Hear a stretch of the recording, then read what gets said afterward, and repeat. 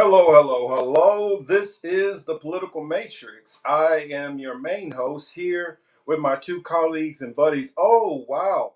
Elle actually blessed us and gave us an avatar. Yes, let's just clap that one up. Let's give that a round of applause. Let's give that a round of applause. I've been dying for Avatar for so long. Something. Hell, that was quick A great, because we it is literally a great. just mentioned that. We just mentioned that like 5 seconds ago. Hell, you were quick with it. I'm embarrassed to say that I have this picture on my computer. It is a good one. Um, for this topic, for tonight's show, I'm gonna cheat a little bit and go and read it off. We have Assange, VA, governor's race. Let's see, boosters, mandates, mandate protests. We also have the protests that happened out here for Assange in LA. I think I mentioned that with the Assange part. Biden and migrants. Hold on. Actually, you know what? I'll click in because I put a lot more crap down in the bottom. Let's see. Oh yeah, that's right. Um, I can only put so much stuff in the title, and some of the stories that we have to talk about sometimes, just even putting it down takes so much room in a title, and I like to kind of tease you guys with the stories that we're going to talk about. So some people they will not click on something unless they kind of know what it's already talking about. So I try to put the stories in the title as much as possible. Um, I do want to get into the Primo Radical interview with Noam Chomsky also.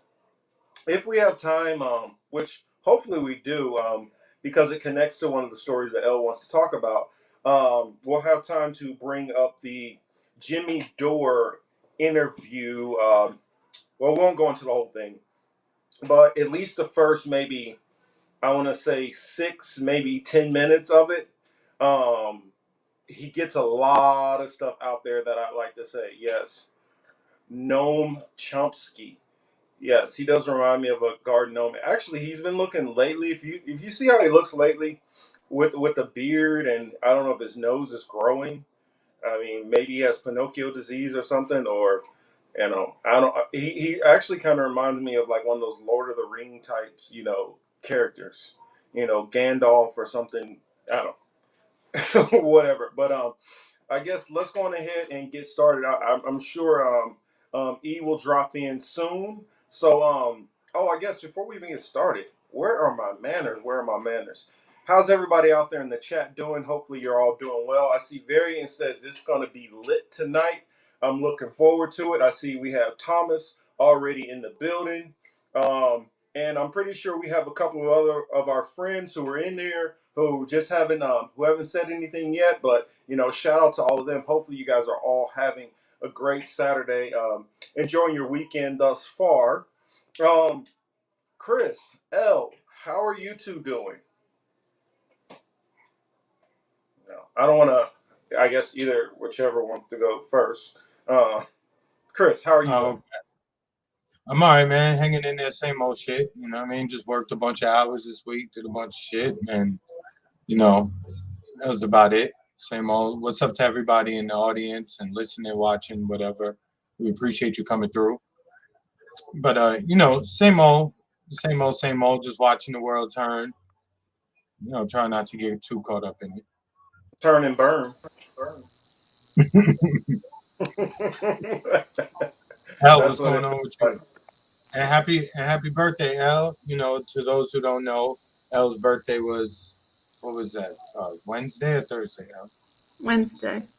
Wednesday. So happy birthday to Al. Everybody I got give this. her a shout out. She just turned 23. Sure. A few years ago.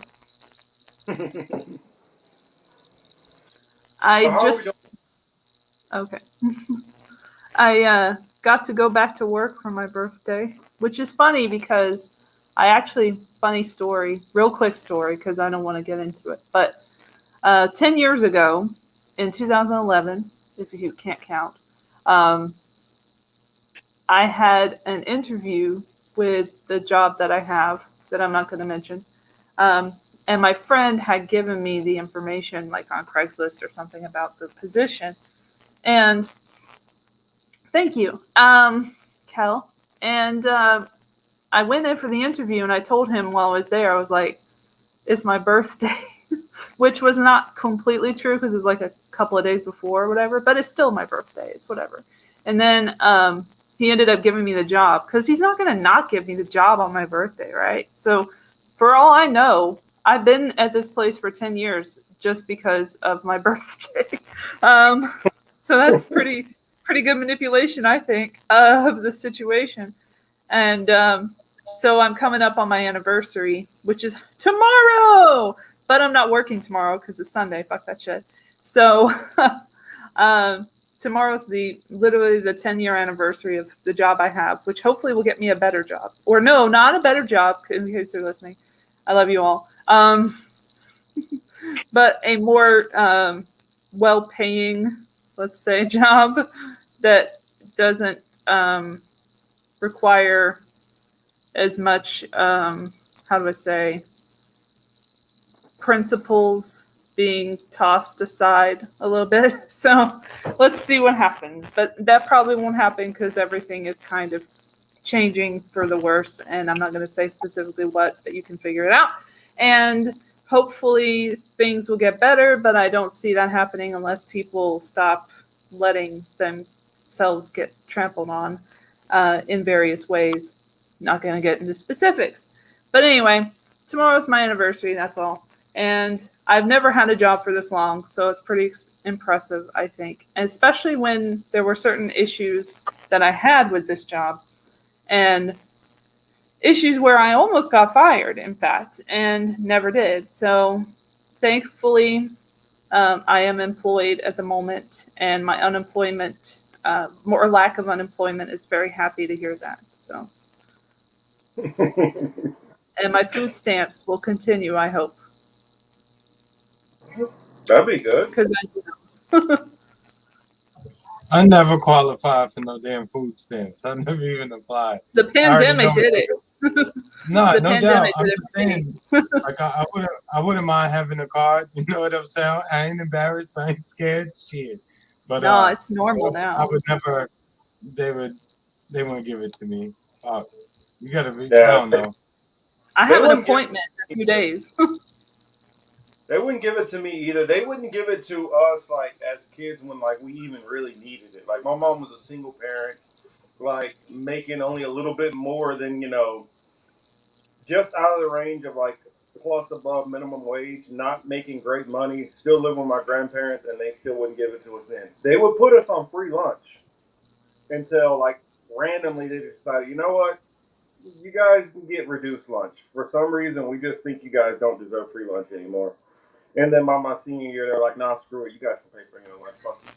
So, Well, I don't. as they say, there's no such thing as a free lunch. And I think we're seeing that with something else that we can't talk about in depth. So you'll see on my podcast tomorrow, that I will do a new episode on Halloween, which I don't really care about because I don't do holidays. But I do kind of care about Samhain, which is probably not how it's pronounced, but I don't care. But like a witch holiday where it's like just remembering the dead, basically. Not raising the dead or anything stupid like that, like in the movies, but just honoring the people that you've lost throughout the years. And that's what Samhain or Halloween is supposed to be about for the Celtics and the Druids and stuff. So that's where my mother, comes from. Hereditary. I just watched that movie Hereditary, by the way. Subject change, but like I didn't know what it was about really until I knew everybody was watching it. So I watched it after everybody else watched it, just like I do with everything pretty much. Mm-hmm. And I did that with Train to Busan as well. Love Train to Busan, one of my favorite movies now. But Hereditary was crazy. And I was just like, wow, okay, this is taking me for a ride. And I'm glad I don't have this hereditary problem. Like, we are good people. We are good witches. We have good powers that we use for good. Although I have used it to, like, make my brother nicer to me, but that was for a good reason. Yeah, I'm like pretty specific. And yeah, my mother will celebrate it tomorrow, and then I'll hear all about it. I'm sure she's more practicing than I am. I just like use my psychic abilities sometimes, and not even on purpose. Sometimes I'm like, what the, like, how did this happen? Like, oh yeah, like I guess I made it happen with my brain. Weird. Smash that like, people. Yes, Cal, do our jobs for us. Love that for us.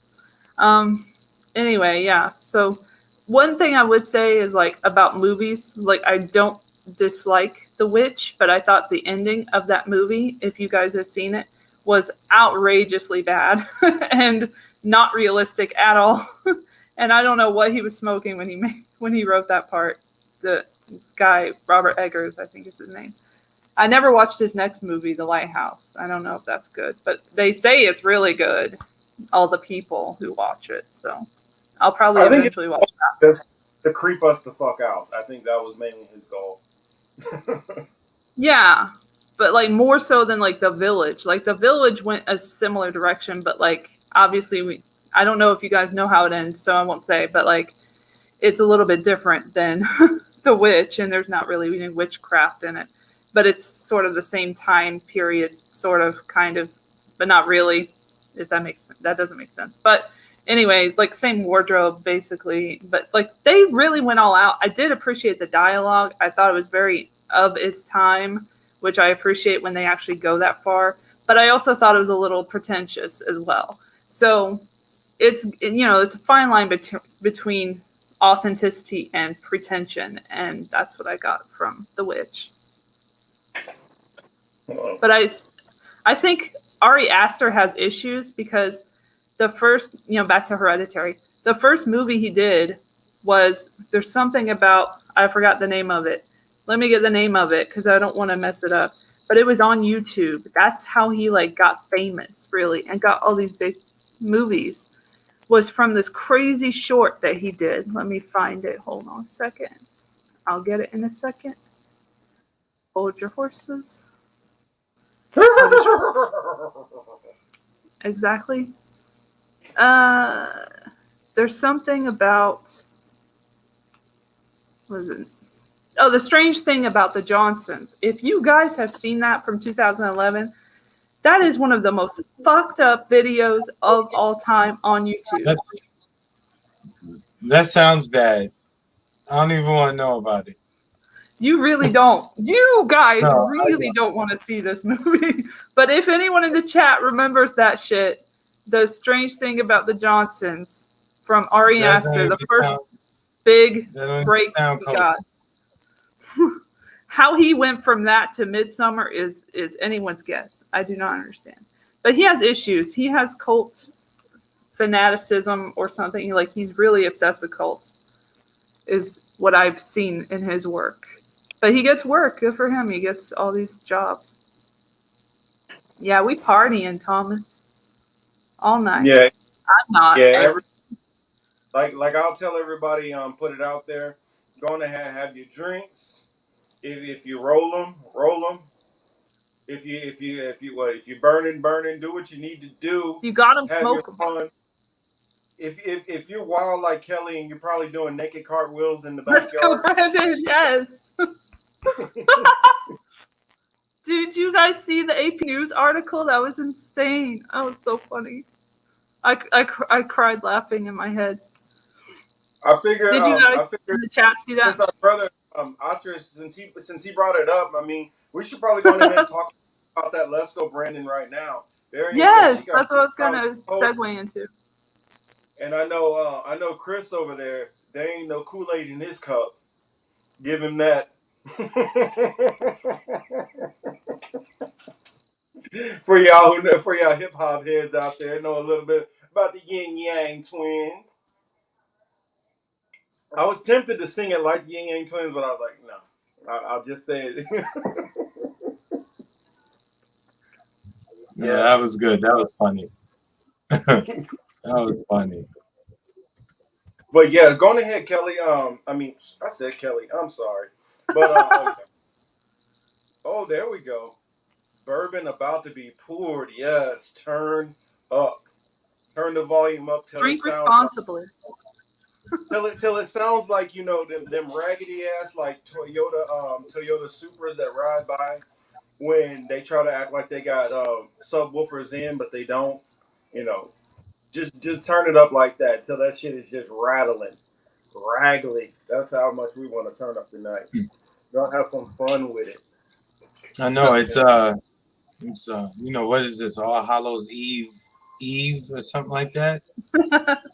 This means Yeah, nothing, there we actually. go. There we go. I so wish I could be with you. Perfect. Good job. Moment of silence for it, thinking about it. But The way I don't understand what that means. What happened? But what happened? Al with let's well, go, Joe, Brandon. I guess I'll fuck add. Joe Biden. I don't know if this is the part she's talking about, but this is one thing I did notice about it. Apparently, there's been multiple songs about the Let's Go Biden. Yes, I was gonna say at least two on the top charts on iTunes, and and independent artists too. The top one, they yanked his song off of Yep. was it Sound? That I can't remember. was SoundCloud, Spotify, whatever the fucking ranking shit is. they yanked his shit off of it. And was he's it like, Instagram? I'm literally the one who's not cursing. I think it was Instagram. Was it Instagram? That's what he said. He showed a picture. It's whatever the music thing. Yes, they did yank it off of YouTube also. They yanked it off YouTube, Instagram, Facebook, I believe, but it was on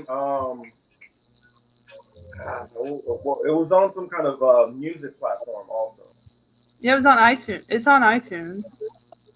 And I think Spotify as well. Bryson Gray, that's his name.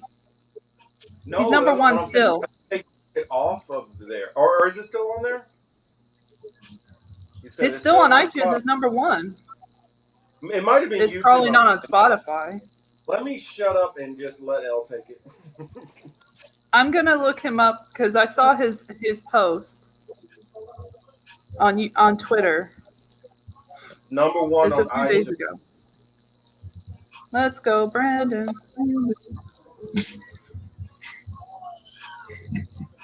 This is all that NBC reporter's fault. It is. You hear an echo? Yep.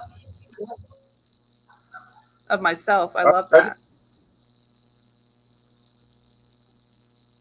No, I don't hear an echo. I do. You're probably TikTok hearing, banned it. TikTok banned it. TikTok. That's what I was trying to remember. I knew one of This is from 2 days ago. And there we go. Oh shit! What the hell? How did that happen? I love that the first reply is, "What is this random stuff? What does it mean?" I'm married to my brother. How are we doing tonight? What's up?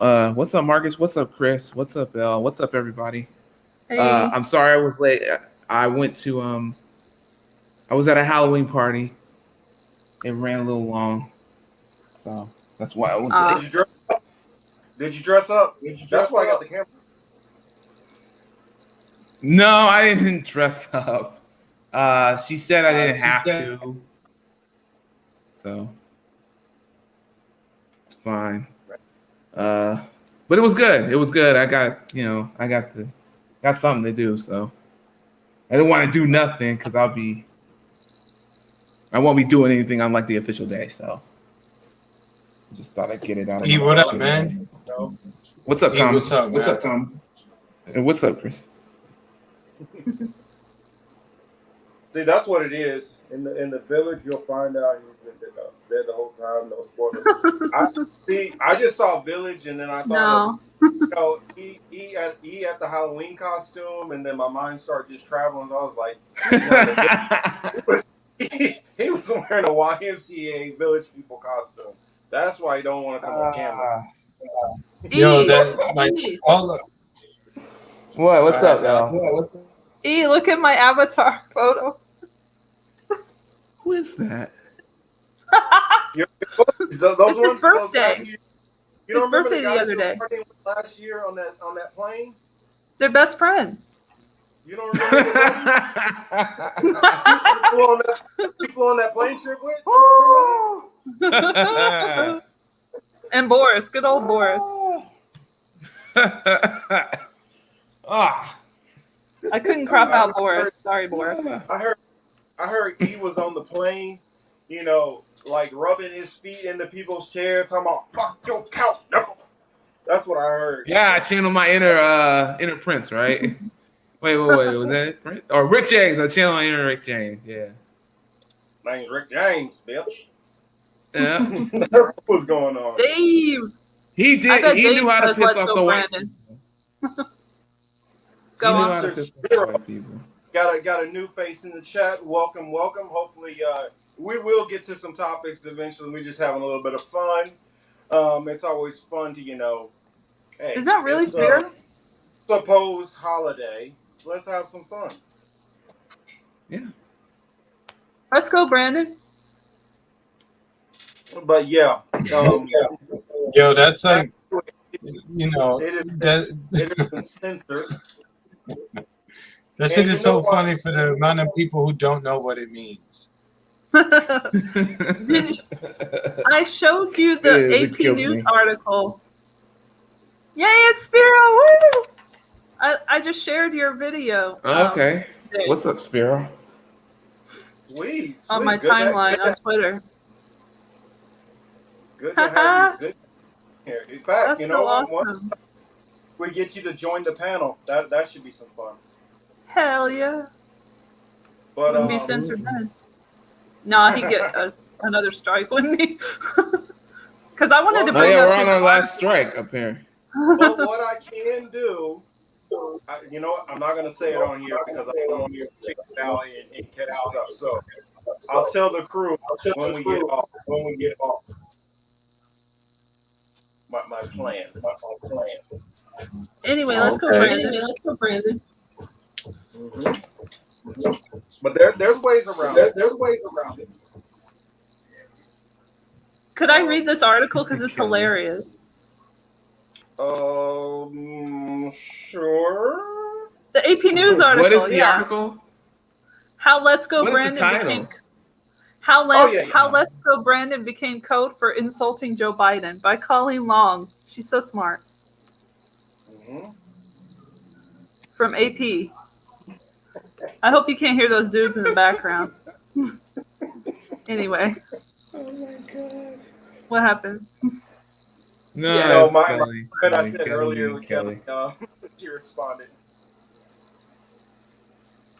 Anyway, she says, okay, I'm going to skip some of her stupid shit. The line has become conservative code for something. I'll put it in the chat, in the private chat, so we can all laugh at her. What's up, Josh? What up? All right, putting it in the chat so we can look at it. Oh, you saw it. Okay, cool. I put it in. I put it in already. Oh, cool. That's what she said. Anyway, let's get back to it. Where is it? Okay, there we go. She said, the line has become conservative code for something far more vulgar. Fuck Joe Biden, which she can't even type out because it's AP. It's all the rage among Republicans wanting to prove their conservative credentials, a not-so-secret handshake that signals they're in sync with the party's base. Americans are accustomed to their leaders being publicly jeered, and former President Donald Trump's often coarse language seemed to expand the boundaries of what counts as normal political speech. Like he's the first one who's inspired people to say fuck. But how did Republicans settle on the Brandon phrase as a G-rated substitute for its more vulgar three-word cousin? It started at an October 2nd NASCAR race at the Talladega Superspeedway in Alabama. Brandon Brown, a 28-year-old driver, had won his first Xfinity Series and was being interviewed by an NBC Sports reporter. The crowd behind him was chanting something at first difficult to make out. It was not ever difficult to make out, but okay. The reporter suggested they were chanting, "Let's go, Brandon," to cheer the driver, but it became increasingly clear they were saying, fuck Joe Biden, or as she writes, F Joe Biden. NASCAR and NBC have since taken steps to limit ambient crowd noise during interviews, but it was too late. The phrase already had taken off. When the president visited a construction site in suburban Chicago a few weeks ago to promote his vaccinate or test mandate, protesters deployed both three-word phrases. This past week, Biden's motorcade was driving past a Let's Go Brandon banner as the president passed through Plainfield, New Jersey, and a group chanted, "Let's go, Brandon," outside a Virginia park on Monday when Biden made an appearance on behalf of the Democratic candidate for governor, Terry McAuliffe. We'll talk about him later. Two protesters dropped the euphemism entirely, holding up hand-drawn signs with the profanity. On Friday morning, on a Southwest flight from Houston to Albuquerque, the pilot signed off his greeting over the public address system with the phrase, "two audible gasps" from some passengers. Southwest said in a statement that the airline takes pride in providing a welcoming, comfortable, and respectful environment, and that behavior from any individual that is divisive or offensive is not condoned. And then we skip down to fuck Trump graffiti. You know, she does say that that was a thing that they did with Trump, which is true. The fuck Trump crew are getting upset about the Let's Go Brandon thing. We have a sense of the dignity of the office of president that has consistently been violated to our horror over the course of American history, said Cal Gilson, a politics expert, one of those random people, and professor in the political science department at Southern Methodist University, which I've never heard of. We never fail to be horrified by some new outrage. There were plenty of old outrages. Fuck Trump graffiti still marks many an overpass in Washington, D.C. George W. Bush had a shoe thrown in his face. Not for any reason. It just happened. It's just people being mean to Bush, apparently. Bill Clinton was criticized with such fervor that his most vocal critics were labeled the Clinton crazies. I've literally never heard this phrase in my entire life, but apparently she has. The biggest difference, though, between the sentiments hurled at the Grover Clevelands of yore and modern politicians is the amplification they get on social media. Before the expansion of social media a few years ago, there wasn't an easily accessible public forum to shout your nastiest and darkest public opinions, said Matthew Delmont, some other dude, a history professor at Dartmouth College. Even the racism and vitriol to which former President Barack Obama, poor Obama, was subjected was tempered in part because Twitter was relatively new. There was no TikTok. As for Facebook, leaked company documents have recently revealed how the platform increasingly ignored hate speech and misinformation and allowed it to proliferate. Yeah, from our good whistleblower, fake whistleblower, Francis, what's her last name? And then a portion of the U.S. was already angry well before the Brandon moment, believing the 2020 presidential election was rigged despite a mountain of evidence to the contrary, which has stood the test of recounts and court cases. But anger has now moved beyond die-hard Trump supporters, said Stanley Renshaw, a political scientist and psychoanalyst at the City University of New York, something else I've never heard of.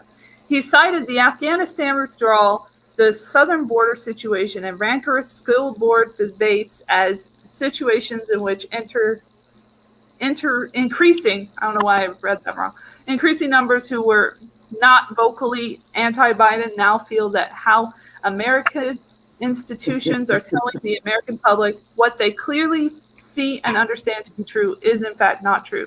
Trump hasn't missed the moment.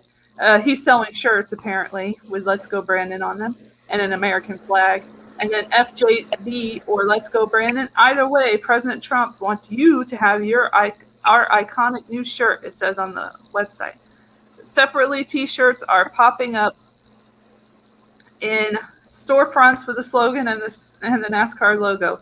And as for the real Brandon, things haven't been so great. He drives for a short-staffed, underfunded team owned by his father And while that win, his first career victory, was huge for him, the team has long struggled for sponsorship, and existing partners have not been marketing the driver since the slogan. So sad, let's cry. Let's cry for Brandon. Let's all have a moment of silence. So, wait, so now they're trying to frame "Let's Go Brandon" as a yes, let's go Brandon. And the top song on the charts, well, the iTunes charts, whatever that means, but still, two of them. But you know, like anything else, instead of just being honest and trying to even paint it as just some stupid conservatives screaming "fuck Joe Biden," you know, you had the reporter say, "Oh, they're saying let's go Brandon." They did this to themselves, so you know, I don't feel bad. Now they have to do it everywhere, you know. But this kind of stunt, it makes me think of like what's going on in Virginia. I don't know if the audience is paying attention to what's going on in the state of Virginia for their governor's race, but it's quite interesting. I thought some bullshit happened. I wasn't going to pay attention to it. It was, shall we say, it just seemed corny. There were reports that those tiki torch carrying people who was hanging around in Charlottesville, you know, a few years ago. So it appears that they showed up in front of the Republican candidate Glenn Youngkin's tour bus or campaign bus, whatever. Come to find out, it was the Lincoln Project. You know, that group run by a bunch of former Republican aides and a couple of Democrat strategists as well. So they're the ones who actually sent the group of guys to stand there. Well, actually, there was a female there, so you know you gotta be politically correct these days. There's a group of people in front of the bus. We don't know their gender. That too, but they were holding some. You know, they were holding the tiki torches in front of the bus. I only bring that up to say that they attempted to tie that to the Republican candidate, right? You're down with these tiki torch carrying people. If you didn't know that the Lincoln Project was responsible for it, you would just see that image, hear it filtered to you through your favorite channel, NBC, CNN, what have you, and you would just, boom, automatically assume this is their team. So you have to be very careful about, I mean, obviously this audience is fully aware of that, so I don't mean to insult anyone's intelligence who's listening now. Chris, I think it's pretty interesting that would happen right after Joe Biden just came down there, you know, and put on his whole trying to equate Lynn Youngkin with Youngkin or whatever, trying to equate him with Trump, basically as if like this is another referendum on, you know, the Democrats and Joe Biden versus Trump and the MAGA crowd. I just thought that was kind of interesting how all of that tied right back, you know, into that. Sorry to interrupt. Oh, no, you straight. So it's interesting to watch. Probably if this does make the news that our parents and grandparents, uncles and aunts will watch on the major networks, you know, they would see this and just fall into the same mindset. Oh, Republicans they're siding with these people. The Democrats are good. Well, come to find out, maybe you could check on this. Did I see something where it said one of those protesters is part of a Democratic organization out of Virginia? Yes, Virginia Democrat. Correct. So, and is also a part of the McAuliffe campaign, right? Allegedly. Oh my God. Allegedly. So what's funny, E? Hold on, E. I hear you over there saying, "Oh my God!" Right? Hold on. This shit gets worse, right? So the McAuliffe campaign comes out and condemns, you know, the stunt because it got blown up and the information came out that this was the Lincoln Project behind this. It was not actually Glenn Youngkin's campaign. So they looked stupid, but instead of saying, you busted us, they came out and put out a statement saying, yo, we're going to send the tiki torches every day until you denounce like Donald Trump. It's like, what the fuck is that? What? Also, that's so politically like motivated. I swear to God. Oh, Somebody so mad.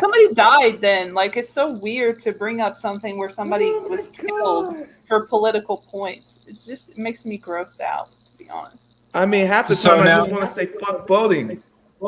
correct. Well, Okay. this case. Hold on, because we're not done with this yet. This should be one of those God, there's cases that more. does make you say this is one of those races that should make you say, yeah, fuck voting, right? Because I didn't realize this because I don't live in Virginia. I wasn't really paying close attention until I saw a CNN report, right? As Spiro just cited real quick, you already know McAuliffe is in with Camp Clinton, right? You know he's intimately tied with them people, right? There's no denying that, right? Cool, we have that bird in hand, as they say, right? Moving on to the Republican candidate. If it wasn't for this junkie stunt, I never would have known that he was working for the Carlyle Group. You know that, to go into conspiracies, this super influential, super wealthy group, pretty much founded by maybe a Bush, another super wealthy, Republican donors and businessmen. I'll pull up the Carlyle Group later. But Youngkin was intimately tied with that group as well. So the two choices in this particular governor's race is a close puppet of the Clintons and a close puppet of the Bush types. So as Emmanuel said, there's no point in voting. It's you. It's all the same shit. I mean, you really a choice between cat shit and bird shit, or dog shit. I don't know. I wouldn't even recreate it with shit because shit is the least fertile. I mean, it grows It something. has a This is purpose. just, yeah, this is rot. Fucking rot, like everywhere. God damn. Yep. It's ridiculous. Sorry, I popped off the screen for a minute. I wanted to tweet us out, make sure that we get a couple more. Now that I'm on my tablet right now, I'm able to, kind of play around in my phone. Oh, the party is getting started over there, Chris. I hear you.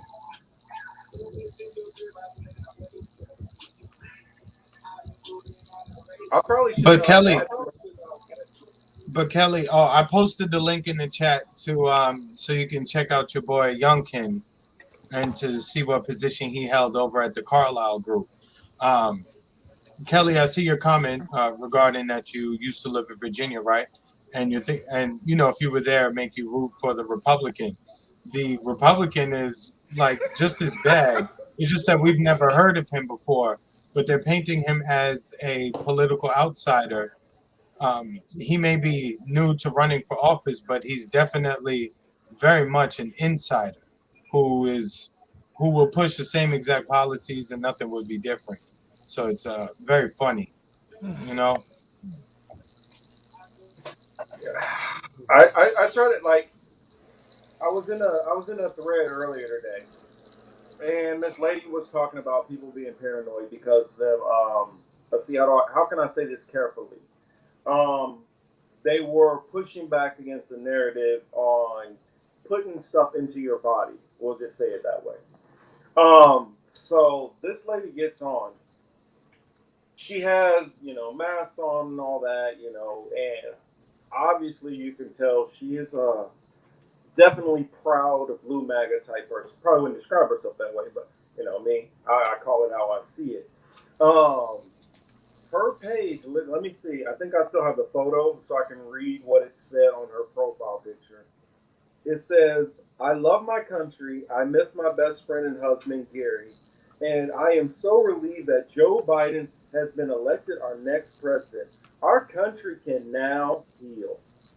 And I'm like, have you looked around at what the fuck is going on? It don't look like any healing is going on anywhere. It looks like, if anything, we're far more divided as a nation than ever. And I'm not saying, oh well, if Trump was still in, it wouldn't be divided. My point is, it don't matter who we put in charge. this shit, the divide is already cemented, and all we're doing is switching from red or blue, and it's leaving a whole lot of us who don't want to play either one of those games kind of left out in the damn cold, in my opinion. Let's see, got a comment I wanted to read out here. Interesting. Mr. K says Carlos Okay, somebody listening. Good shit, Kay.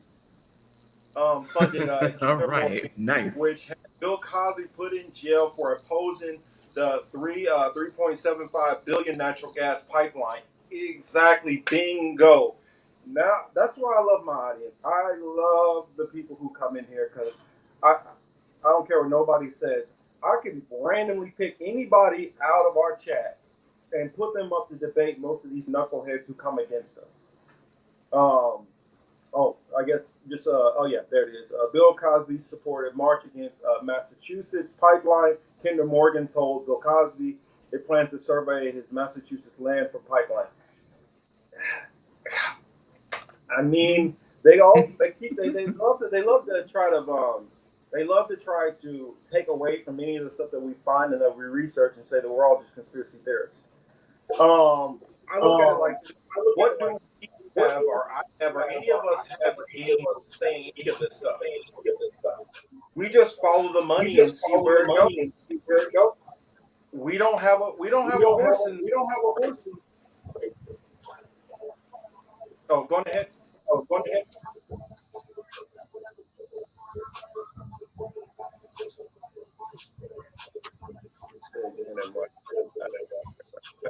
That's their drinking game. Which one has the echo? Oh, you know what? That's me. My bad, because I'm using the speaker. Chris is the culprit. Okay, I thought that was me. I mean, it's usually me. Okay. I was like, sometimes, I mean, I can try to do the ventriloquist voice and do double speak to just throw people off, but no, I'm not that good. Oh, Chris, sorry for just jumping in and taking it. Your thoughts, or L or Emmanuel? No, I mean they're already well, go ahead, L. If you what you No. Go ahead. Yeah. Okay. Go. Yeah, they're already ramping up voting here, and I'm just like, don't ask me for my goddamn vote. Let's leave me the fuck alone. Please just leave me the fuck alone. I'm just so fucking tired. They got the ads and the paperwork, and I'm just like, you let people get it. I mean, both parties let people get evicted during the pandemic. I just fuck your vote, man. I hope. Yeah, I vote to throw a rocket into the sun. All y'all, just put all y'all in a rocket and shoot y'all into the sun. Can we vote for that? I vote for that. Can we put that up for a vote? We can put that up for a vote. Go ahead. Yeah. I voted for Giant Meteor last year. The meteor, giant meteor. Yeah. Or I vote for all of them to get on a submarine that has leaks. How about that?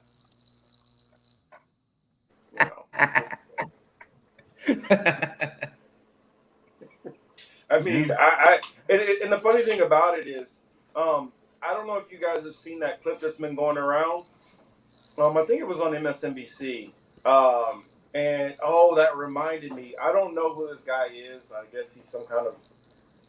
I don't know if he's a right winger. What his angle is, but a bigger platform.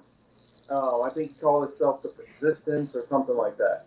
And I weighed in and I was like, you want to actually talk to somebody? Because that's what he said. He said, I'd love to talk to this woman who said that she's, it doesn't matter which both sides, they can count out her vote. And I'm like, hey, you got a so-called black content creator right here.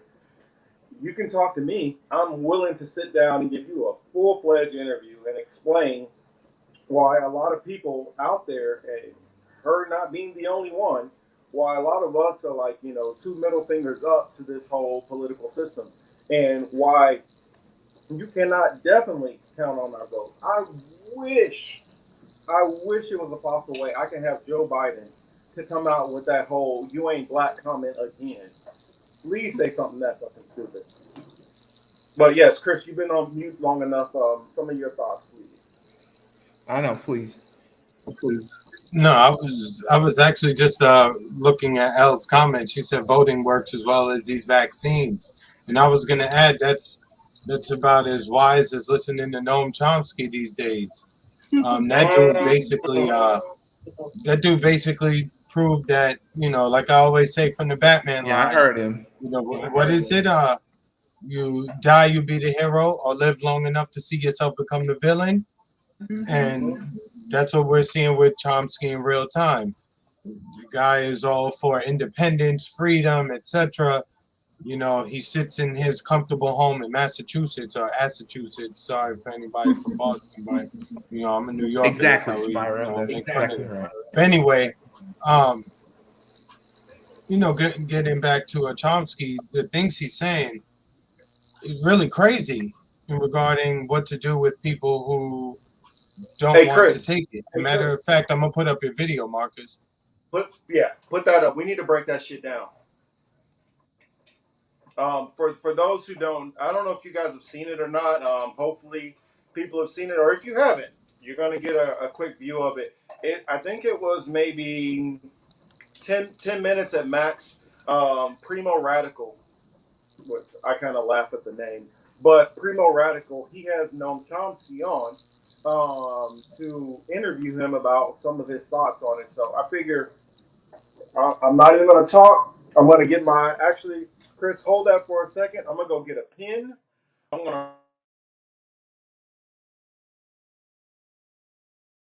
You muted yourself before. shit. Sorry about that. I'm going to go grab me a pen. I say, Chris, hold it for a second because I want you all to hear it in totality. Um, and for those who haven't saw it, for those who might have saw it and need to see it again, so we can break this shit down piece by piece because there was something that Gnome the Garden Gnome said early on that I'm like, if because short backstory.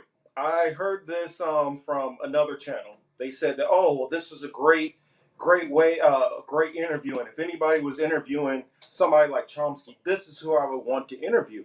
And I was like, okay, well, let me go check this out. This person has made some good takes, and I've been kind of impressed with it. So I said, you know what? Let's go on ahead and take his opinion and hear what Primo Radical said. And in the first like 2 minutes, I'm already like ready to pull my fucking hair out. At a couple of things that he just let slide by on Noam Chomsky, as L calls him. But give me 1 minute. Make sure it's not dead air. You guys give your thoughts if you've seen it or not. I'm not sure if you've all seen it, Chris, L, and Emmanuel, but give me a second. I'll be right back. I haven't seen it yet, but I think he had a prior interview not too long ago where he basically made the same statement. People who refuse the vaccine should be segregated from society. And the only difference from what he said in the past to now is that now he's like, well, you have to fend for yourself. You chose not to take it, so you're on your own. If it gets, I believe his word was destitute. I don't want to get it wrong, but if I had to remember, he's the question to Chomsky was, what would happen if the unvaccinated, like, it gets really bad for them? He said, well, I suppose if they're destitute, like, we could throw them a bone or something. So you could just see even somebody like him who pretends to cheer on real revolutionaries is like, you better get in line this time. Regardless of all the bullshit we're seeing. No, just this one time you need to listen to them. So it's ridiculous. Correct, Thomas. He said Noam tries to be an intellectual. And he is. I'm not saying he's not a smart, well-read, guy. He's read more books than me. He's read more books than I have, right? There is something to be learned from him. However, on this particular issue, you'd be foolish to listen to somebody like Noam Chomsky. He's comfortable where he is. His life is pretty much at the end of his.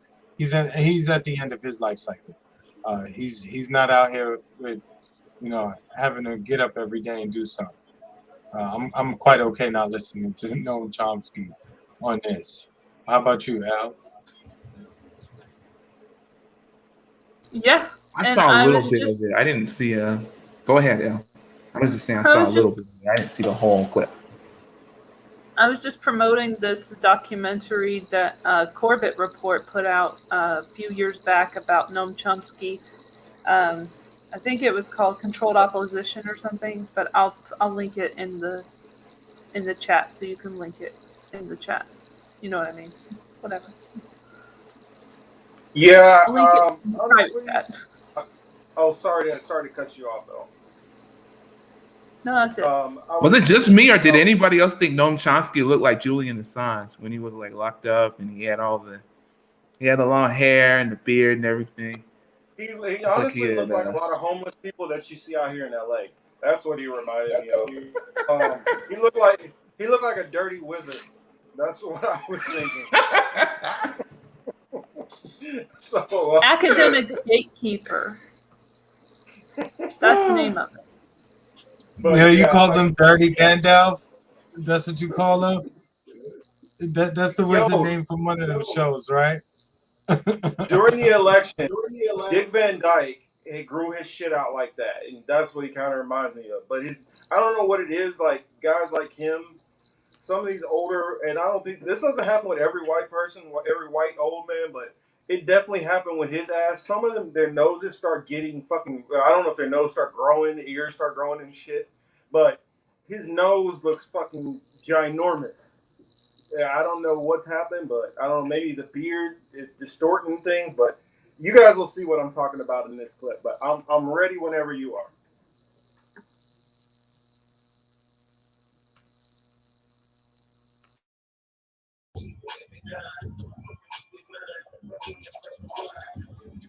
Indicative of a breakdown in the social order. And I do understand that perspective. But I guess I'm also wondering, do you believe that some of the COVID policies that have been put in place, and do you believe that the prospect of vaccine passports that large corporations, Silicon Valley, maybe even intelligence agencies, that they could utilize those for nefarious purposes? It's conceivable. Vaccine mandates have been in place for a long time. Nobody ever questions them. You want to send your kid to school, they have to have vaccines. Well, it's conceivable that somebody might use that long-standing policy for nefarious purposes, but until the recent radical breakdown in social order, nobody raised that remote contingency. And it's the same today. Yes, of course, it's conceivable. There's no sign of it. They make very good sense. And we should be protecting working people, customers, others, from the threat of those who want to feel free to spread deadly disease. Now, hold on. I want to stop Gandalf here, right? You know, what does he say? He says, It's that Gandalf. so look, right? Gandalf is like, oh, you have to protect customers, etc., etc., etc. So again, he's thinking of the old world. The people who are pushing the Great Reset agenda are not thinking of, that's funny, Atret. The people who are pushing the Great Reset, for instance, they're looking at limiting human interaction.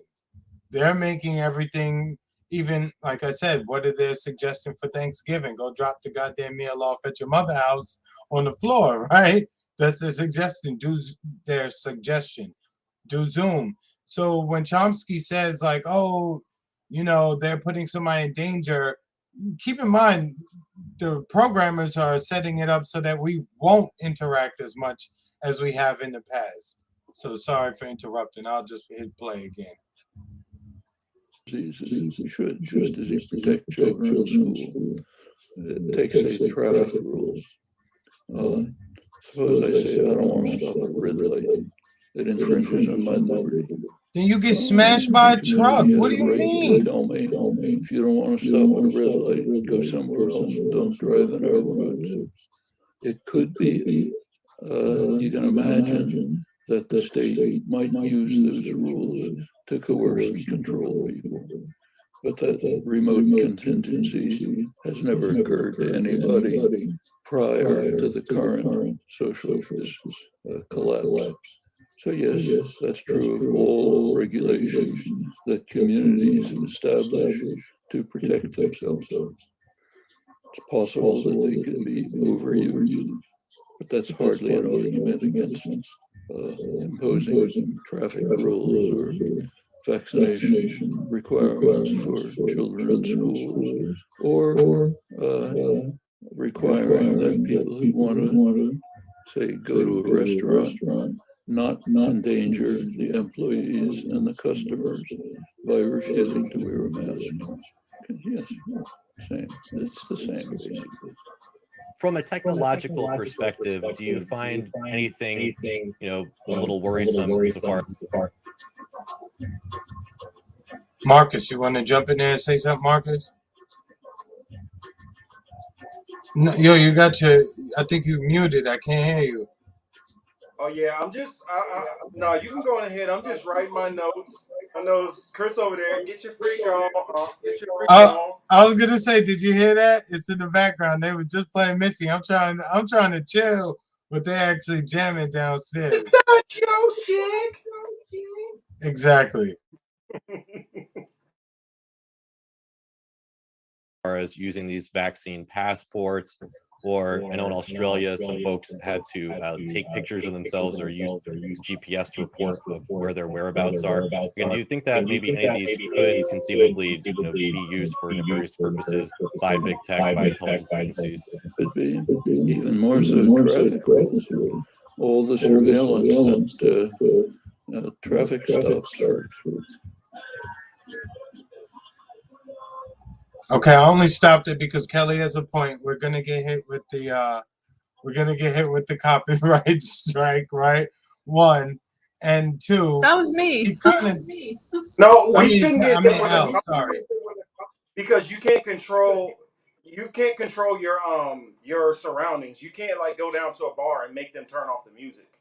So I was kidding. I think we're good on that. It's if we were directly playing the music, which you can which we can go through probably what we've done almost 80 shows so far, 80 videos on our channel. Tis a joke. Yeah, it's just a joke. Correct. No, I thought you were talking about for playing Primo's joint. No. Oh, okay, yeah, the music is straight. Like they switched it, Marcus. They playing some reggaeton, yes shit. See, he would have to know Megan McGlover. Yeah, Primo would have to know who we are for one. For two, get offended about it and actually give a damn to, request a copyright, which for one, I don't think he knows who the hell we are or cares. And for two, two, three, I don't know which point I'm at this point. But I don't, none of the comments I have to say are against Primo, except for I felt he could have pushed back in some areas, and I'm just going to go into the areas I felt he could have and should have pushed back on. So most of my stuff is going to be against Noam. Now, if Noam the Guardian, fucking Noam, wants to get upset with, that old man is so loopy. I guarantee you, somebody just dragged his old crusty ass in front of the camera and told him, hey, some young people want to talk to you, and they got a lot of viewers. He probably has no clue who the hell Primo Radical is. He probably said, wait a minute, this kind of looks like a bald version of Higgins from, what was it, Magnum PI, so I guess I'll do an interview. But besides that, I don't think Noam has a fucking clue what's going on. Just like politically, I don't think he's had a clue what's been going on for easily since Biden got into office. Kind of odd, right? But yeah, going ahead.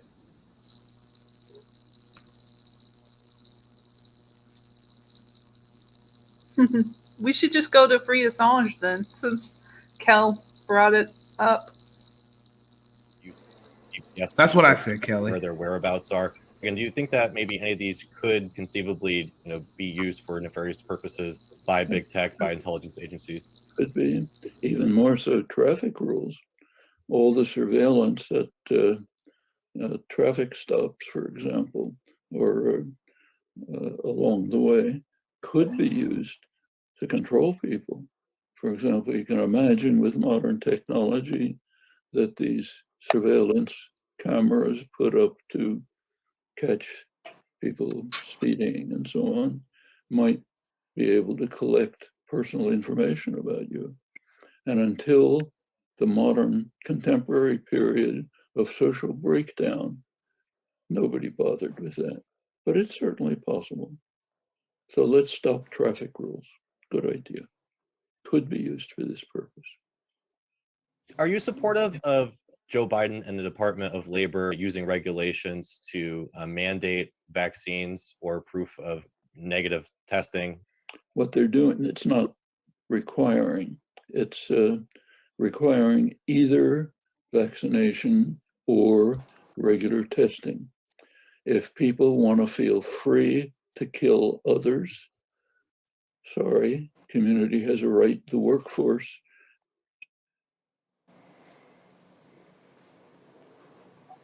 Shit. So I can't do Chomsky anymore. Yeah, okay, well, Now I know David the Gnome. That's what he reminds me of. David the fucking Gnome. That's who Chomsky reminds me of when I look Who's at him. David the Gnome? Look him up. The World of David the Gnome. I was like, that's who he fucking reminds me of. Just put the hat on his head. And look at the picture of him and put a hat on his head. That's it. That's what it. I was looking at it. I was looking real hard. I was like, who does he fucking remind me of? I was like, that's it. Okay, I just want to say that. You're good. Everybody can go now. yeah, My neighbor's going crazy. I guess since I see you two want to go into Assange, I'll go on ahead and do my breakdown because he kind of repeats himself a little bit. And what I wanted to push back on, the couple of things I wanted to push back in particular. And I wanted to put this up because he says, amazing. It only took a flu virus to turn Noam Chomsky into a fascist. Or did it? Because Yo, Mr. K shooting from half court. Like he on that Steph Curry shit right now. I mean, shooting right. I mean, like straight, like all net. Mr. No, no rim, all net. I mean, my takes, which I notice on that, is for one, I that last thing I got to point this out because that's flat out fucking wrong. He said either test or vax. A lot of jobs are eliminating that option, and that's been eliminated. He can say that he put that out, but the pressure has been put out in many job fields that no, you're going to get vaxxed or you lose your job, and that's not what they're doing with a lot of these police forces. They're telling them, no, you must get. These hospitals, they're not telling them, oh, well, you can get tested or get vaccinated. No, they're telling them, either you do it or you are gone. So that right there is a flat fucking lie from Chomsky. I don't know if it's like, if he's like in what, when the mandates first came out, if he's still on that same paperwork and he hasn't followed that shit has changed. I don't know. But another thing, because this is one of the things which he said that bothered me. Also, he said, and it's funny. He acknowledged they can be overused. You're the main one which taught most of us, so-called leftists or former leftists or whatever, about what was it called? Can't remember what it's called right now. Manufacturing consent. You were the man who wrote the book on it, and now you just completely just trust everything. The same pharmaceutical companies, which have racked up some of the largest lawsuits ever of any company, period. All of a sudden now, just trust, just trust, just shut up. Oh well, you're a little crazy if you have any doubts about any of this. Then he said, about traffic lights. Well, I mean, I guess we shouldn't hang up traffic laws. I never knew that sitting at a traffic light could damage your health. Me stopping at a red light or a green light it's a shitty, horrible analogy, and that's something which I wish Primo would have pushed back. That's a horrible analogy. because people who don't stop at lights and pass through it, yes, you can kill somebody. But if everybody is following the lights and everything properly, then no, it has zero risk of harming people. So that's a bullshit logic. You're trying to tell us this warp speed vaccination thing, which has been rushed out. The clinical trials and all that shit in areas are still ongoing, and we won't know the. And I don't care, YouTube. I'm just going to say this: there has literally been no way. There's no way to prove what long-term results are going to be on something that hasn't been out that long. That's just a fact.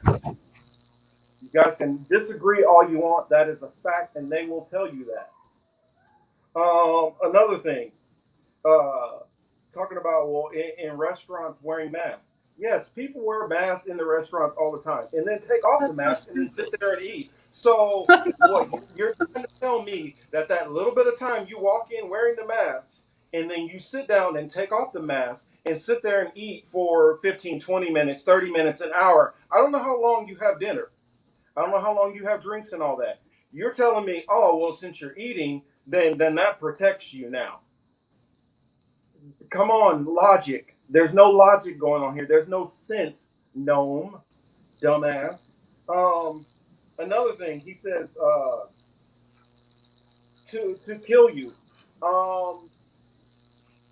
Every study has showed that even if you're vaccinated, you still can pass on COVID-19. So to say not getting vaxxed makes you more likely to pass on the vaccine.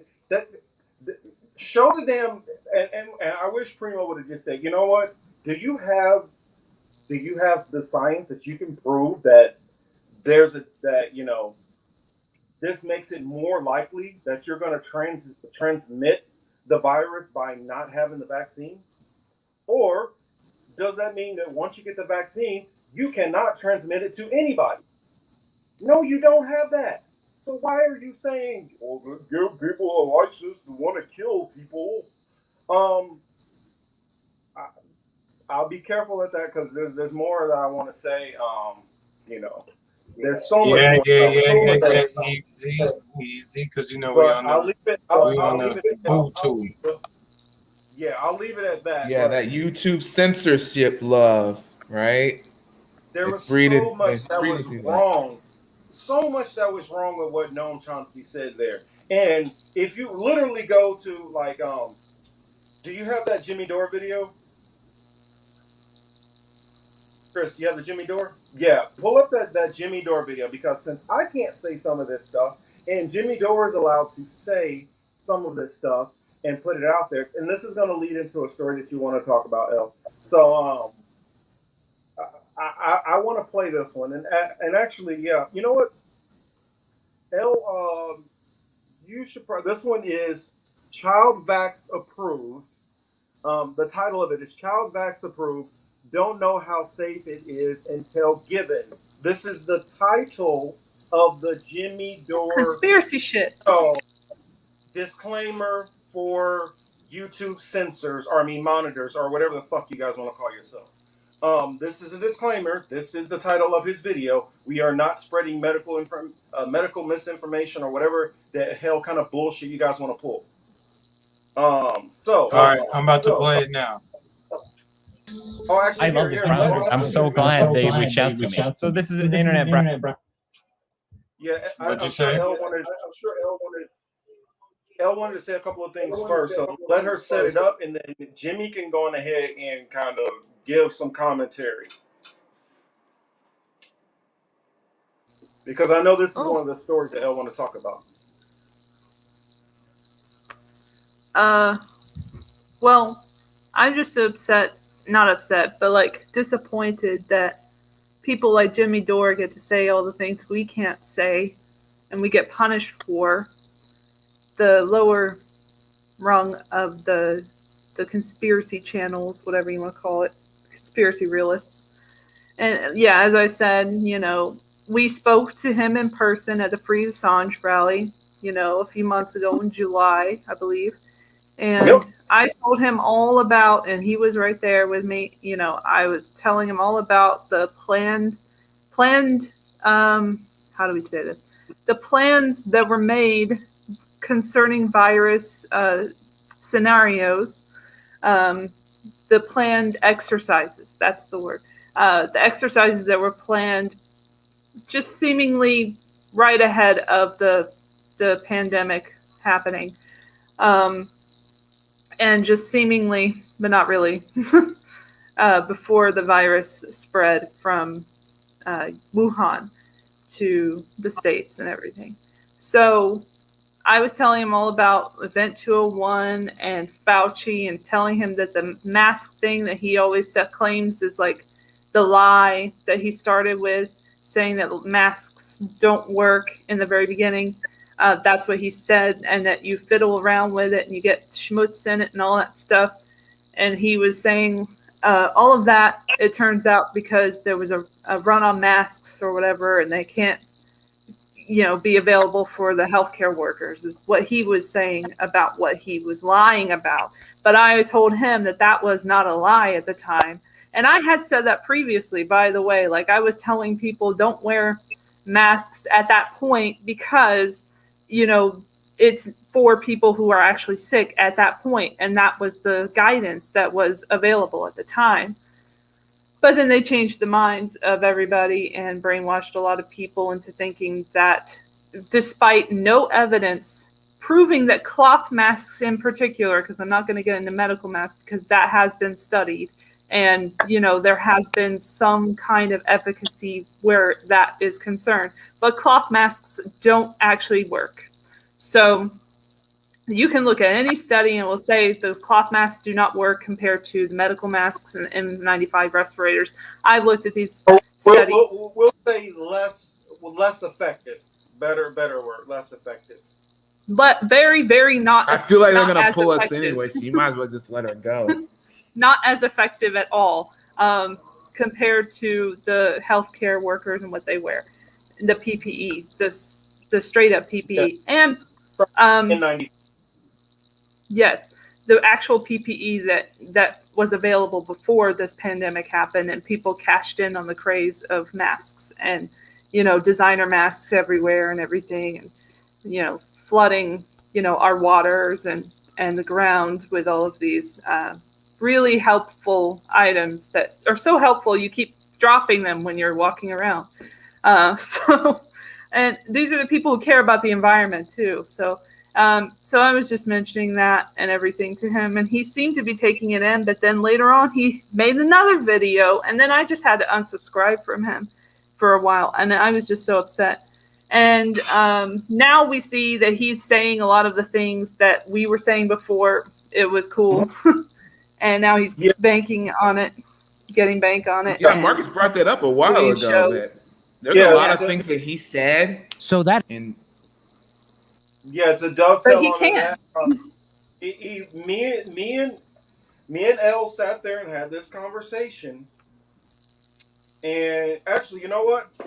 For those who don't believe, I'll make sure to send it over to Chris. That way he can put it up on the screen while we are having this conversation with Jimmy at the time, talking about these different, talking about these very topics. And Elle is going in explaining to him about Event 201 and some of these things. And we talked about a couple of different issues regarding all of this. It seemed like everything we said went in one ear and right out the other. Until I don't know where the sudden change has been, but over the last when it happened to him personally. Yeah, it seems like all of a sudden he's speaking a very different narrative, the very narrative that we were telling him in, what was that, July, Elle? Yep. Yeah, that we were telling him in I July. have pictures of him too. I could get the pictures. Oh, I just sent Chris the picture with us standing there talking to him about it. But yeah, without further ado, I guess we can go on ahead. Yeah, we've been talking about this for a while. And on my other channel, I've done a couple of live streams talking about. In fact, one of them literally got yanked down for saying the stuff which Eddie Griffin said in a video that we played not too long ago. Almost everything that I said exactly in that video is what Eddie Griffin said, and his video is still up to this very day with hundreds of thousands of views. Now, the reason why Jimmy Dore can say this, the reason why Eddie Griffin can get away with saying this, is because they know they're going to catch all kinds of hell and pushback if they yank somebody's channel who has close to 1 million subscribers, or Eddie Griffin, who I believe has somewhere 500,000 subscribers. Because we don't have as many subscribers, they know that they could yank our videos down, they could throw strikes at us, all this, and we don't have enough pushback to get anybody to pay attention to our story. Even a lot of our fellow content creators don't even bring up when we get censored. Or they just kind of bring it up in the whole group of people, when a lot of times the stuff that we're talking about, we've talked about this before, all of them have been. So, sorry for getting a little irate. Chris, let's go on ahead and play the video.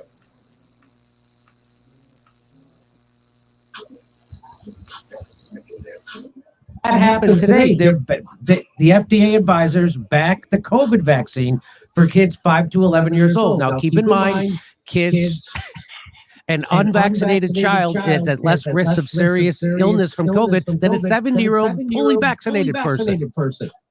A child has more risk from influenza than they have from COVID.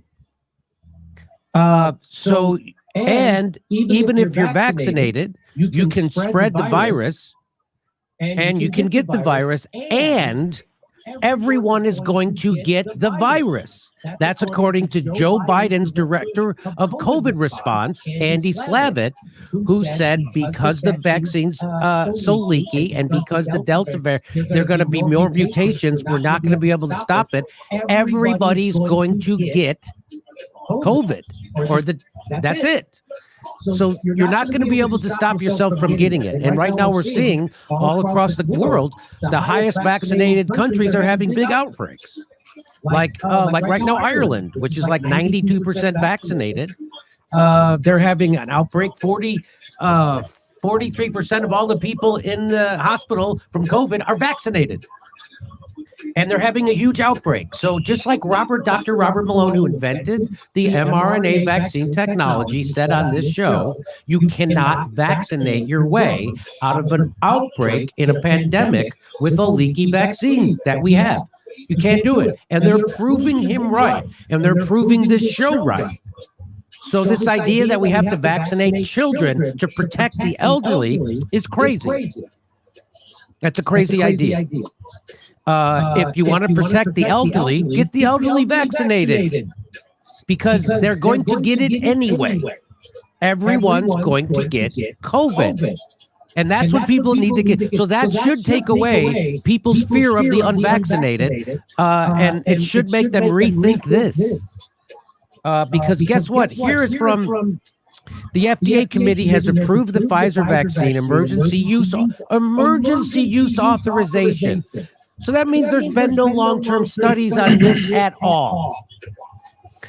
And then it's for kids 5 to 11. In making this decision, the FDA conceded it does not know the long-term risks to these kids. Even worse, listen to this. This is from a voting member on the FDA panel. And keep in mind that the head of the vaccine department at the FDA just resigned over the politicization and the push for booster vaccines by the Biden administration. Just resigned at the FDA.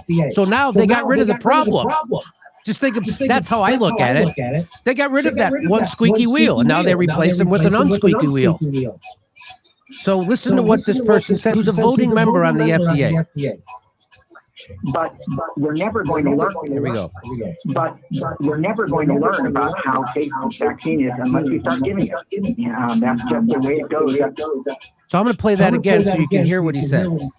The test is simple. Remove your hand from the box and you die. What's in the box? Pain.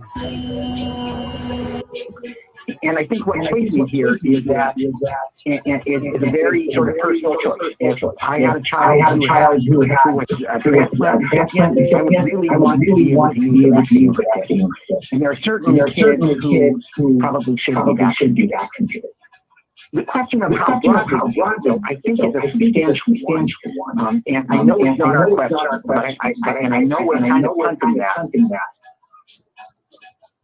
Marcus, go ahead, man.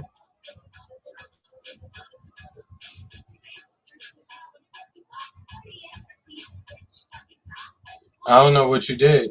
Sorry, hit the wrong button.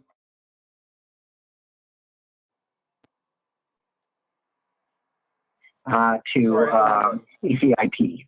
But I do think that it's a relatively close call, and as Dr. Levy just said, as Dr. Dan said, it really is going to be a question of what the prevailing conditions are.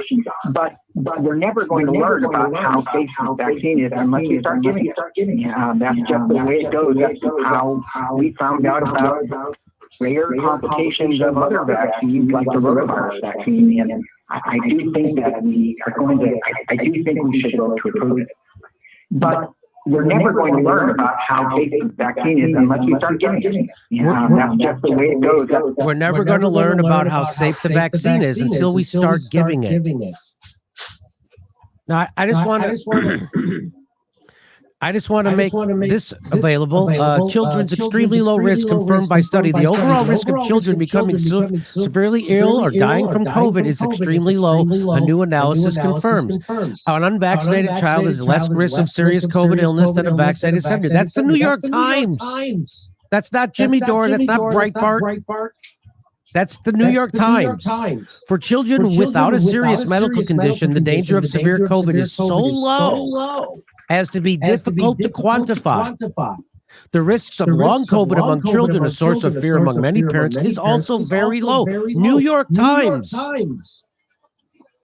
According to the CDC, among children, the mortality risk from COVID-19 is actually lower than from the... You guys, are you hearing the echo when I speak, or just when the audio is playing? Both? Here, that's echoing. Oh, it's usually both. All right. Do you hear any? Do you hear an echo now? No, I don't hear. Well, I hear it now when Marcus spoke, yeah. And me too, just now.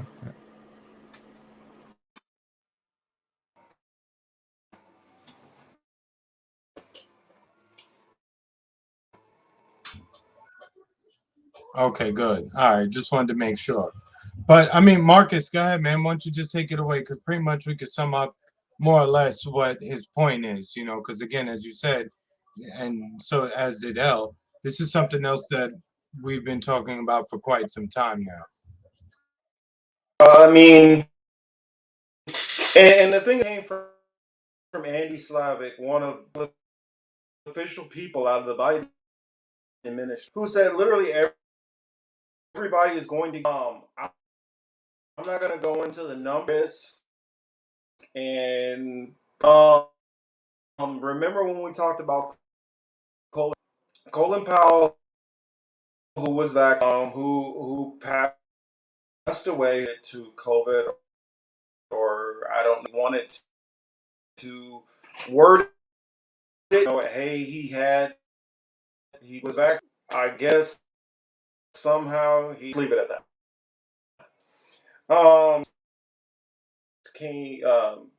So for the different age groups, mortality rates per age. I will let you all look into it, or can you guys put put out? No. If anybody in the chat are cited information, CDC, and from the world, my videos for what they said. It's and then they try to say, "Man, I'm quoting how." So are you saying medical misinformation and I'm sharing what they said? All I did at the time, my audio is in and out. It makes sense. But this topic, it'll probably get a little bit better. That's why they what are they gonna do? Take us since our video because we're allowing to be up with this level of censorship. It's for kind of flattering to me that all of this kind of crap happens. We're worried about shutting me down. There are so many more subscribers. I do, but I get a lot of this. Is it really only happening to him? Wow, Marcus, it really is. It's only happening. Your audio kind of messing up, going in and out. Yep. Of course. I guess on to another topic. So maybe just check the mic. I should. I have perfect signal right now. I don't understand. So, I guess kind of carefully.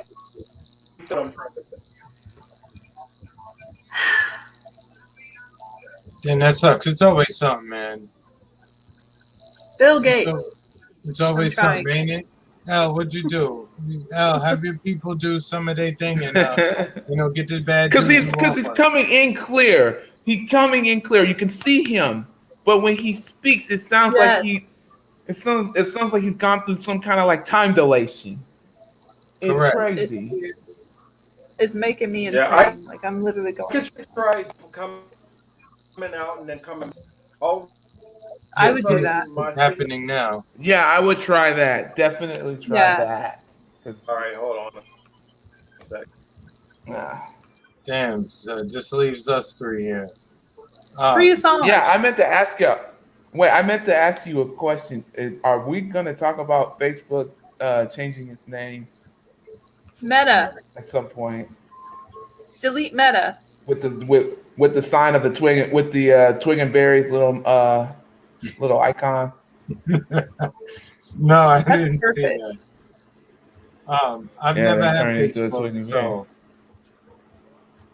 I've never had Facebook, and I realized, and I saw announcement that they're keeping the Facebook name for their social media, but they're just changing their company name to Meta. So it's even worse. Who knows? That's even worse. It's kind of like Google and Alphabet, I would assume, right? Yeah, that would be about right. Jimmy and so weird. The house, hey Jimmy. Better. What's up, Jimmy? How's it going? Jimmy, what's up? Hey there. Free Assange. Can you guys hear me okay? You just sound lower. Jeez, man. Wow.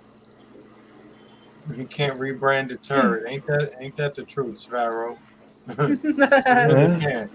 I trust Meta is like he's the one. Yeah. This guy's building like the wannabe Matrix. But the irony in all of this is that Facebook has an older user population than do the other social media apps. So whenever I see him rolling out and talking about the metaverse and being plugged into virtual reality, I'm thinking the age group on there, one, they're not going to use that. And two, they don't know how to use it. So Have you seen the with the VR post? yeah, that's what he's talking about. I mean, I saw some videos and I know they were talking about video games and shit. So I think it's safe to assume that they're talking about virtual reality and having fun. Oh, In you that. mean Augmented billionaires reality.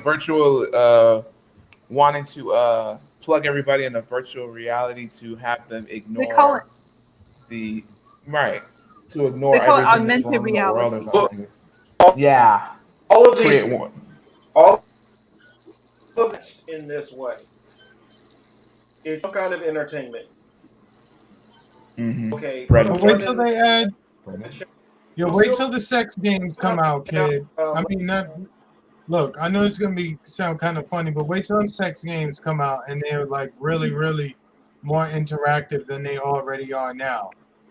It's gonna be crazy. There's gonna be a lot of dudes, unfortunately, who not well, gonna that's leave the damn house. but it's Yes, it is, Sparrow. and even with weapons technology, it either starts by games, it comes through predictive programming, payment, or which a lot of Marcus, you in and out. people don't even. Of It's in and course, out. Like I could barely hear you myself. try. This is what I'll do. If I still keep going in and out, that's all right. Here, I'll take my. Actually, you know what, Chris? Take me out of the stream, and then. All right, so I just removed him. Hopefully, when he comes back, it'll sound better. But didn't he already try that though? Yeah, we'll try it again. Okay. You sound like maybe a connection is loose. I don't know. Or it could be me because there's a lot of people near me. So my internet is acting kind of funny, and it usually does Now, that. I would say if it was him, he would have stopped moving. Like his frame rate would have changed along True. with his voice. But he seems to be moving at normal speed, and his voice is not. They're That's like true. they're separating. Sound check is Right. Like if you look at him, his frame rate is fine. Mm-hmm. It's his voice. It's ridiculous. if I'm still putting it out, let me know on my phone.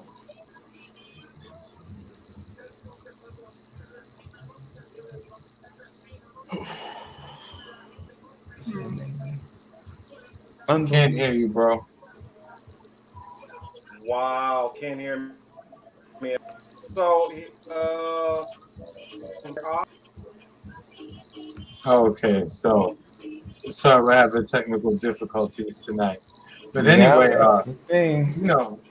next week let's do this in the metaverse for real. If we all put on our headsets, we could all see each other, and that would be all. Oh man, I can't imagine what that would be like. But I think all the billionaires just want Ready Player One really, really, really badly. they do. Bye, And, Sarah. Yeah. I mean, just Go on, imagine what you all right, have a good one, Sparrow. Yeah, good. Thanks for People's coming out, imaginations Sparrow. are something else. Once they introduce this the VR for real and they make it look good, there's a problem. Mm-hmm. It's coming. I'm so honored to have had Spiro on this broadcast. That was so amazing. I'm honored for everybody. I remember when there was like nobody, man. I remember it I'm was like honored to have everyone on this beautiful chat. God, I think I remember when it was just like Kelly and Kel's the best. one of the best. Kelly and somebody else. V. We only had like 2 or 3 people responding at a time, and Thomas. that's all we had. Shout out to everyone. Signs, Thomas, Jimmy Yeah, Young, I saw you, Manitoff, Signs. Yeah, Signs. Thank you. Signs, what's up? What's up? fuck Facebook, fuck Meta, fuck the metaverse, fuck world I'm economy. telling you, they're gonna. I'm telling you Fuck Joe about that Biden. whole Facebook Meta thing. I think I see Zuckerberg probably stepping down. I still stand by that. He's I such a see that puppet. still It's not even funny. Can you I guys hear see me He's okay? that a happening. puppet. He's more like a robot. Better, yeah. Yeah, I don't know what was going on. Way There better. it is. Yeah, something with the tablet. Maybe it was the tablet. We'll blame it on the It might tablet. have been. That for some reason it was going fine for about a good hour and 30 minutes or about hour and 25 minutes or so. And then all of a sudden it starts going crazy. I don't know. Oh, I just noticed in the background. Can you guys see that? Of the starts doing some of my paintings. Oh yeah, I could start to see it. Yeah, it's just painting lightly first, and then I'll go back in and darken it later on. Um, it's a little bit easier to. Hmm, You know that caught his attention. hmm. Man, I need to have a talk with her. Whether it's on I mean, camera why did or off nobody camera, notice I that? don't know why she doesn't talk to me. But Cynthia See that? McKinney, I'm calling you out here Variant. live on the Political Matrix. Anybody who's in the chat, let Cynthia McKinney know I need to talk to her. We need to talk. So, Variant. especially That's when we start exactly why talking about I think he Hebrew stepped and down. That's and why some of he's stepping down. I saw you that. said it's like stepping down. Man, I don't know, maybe, but No, I I mean no, Zuckerberg. I think Zuckerberg's stepping down, and oh he did that to like it's like a way to give a middle finger to like you're kicking me out. This is what I'm doing, because right? I'm like I thought it was about the Cynthia McKinney, so I was like she has a bunch of other interviews with people who I don't feel like have a freaking clue what the hell is going on or what she's really talking about. So come talk to one of your fellow brews that knows what's really going on. Shalom, sis. So she should know what that means. Let her know for those who are out there. But said there goes that. So, yeah, I will put this up. I won't say it, but yeah, let's just know that that has something to do with it. And for those of you guys who are not following Mana Talk, you guys need to get in touch with him and follow some of the stuff. All the people who we have who hop in here, we have a lot of content creators who we're familiar with. Excuse me, friendly with that sometimes occasionally pop onto the channel. Sometimes they're just in the chat. Make sure you guys all get acquainted. We need to keep this little community close knit and spread the information. The only way that you Yeah, can fight back against these people is information. we might have to relocate to closer to each other in a few months or years. Fuck around with all this bullshit they got going on.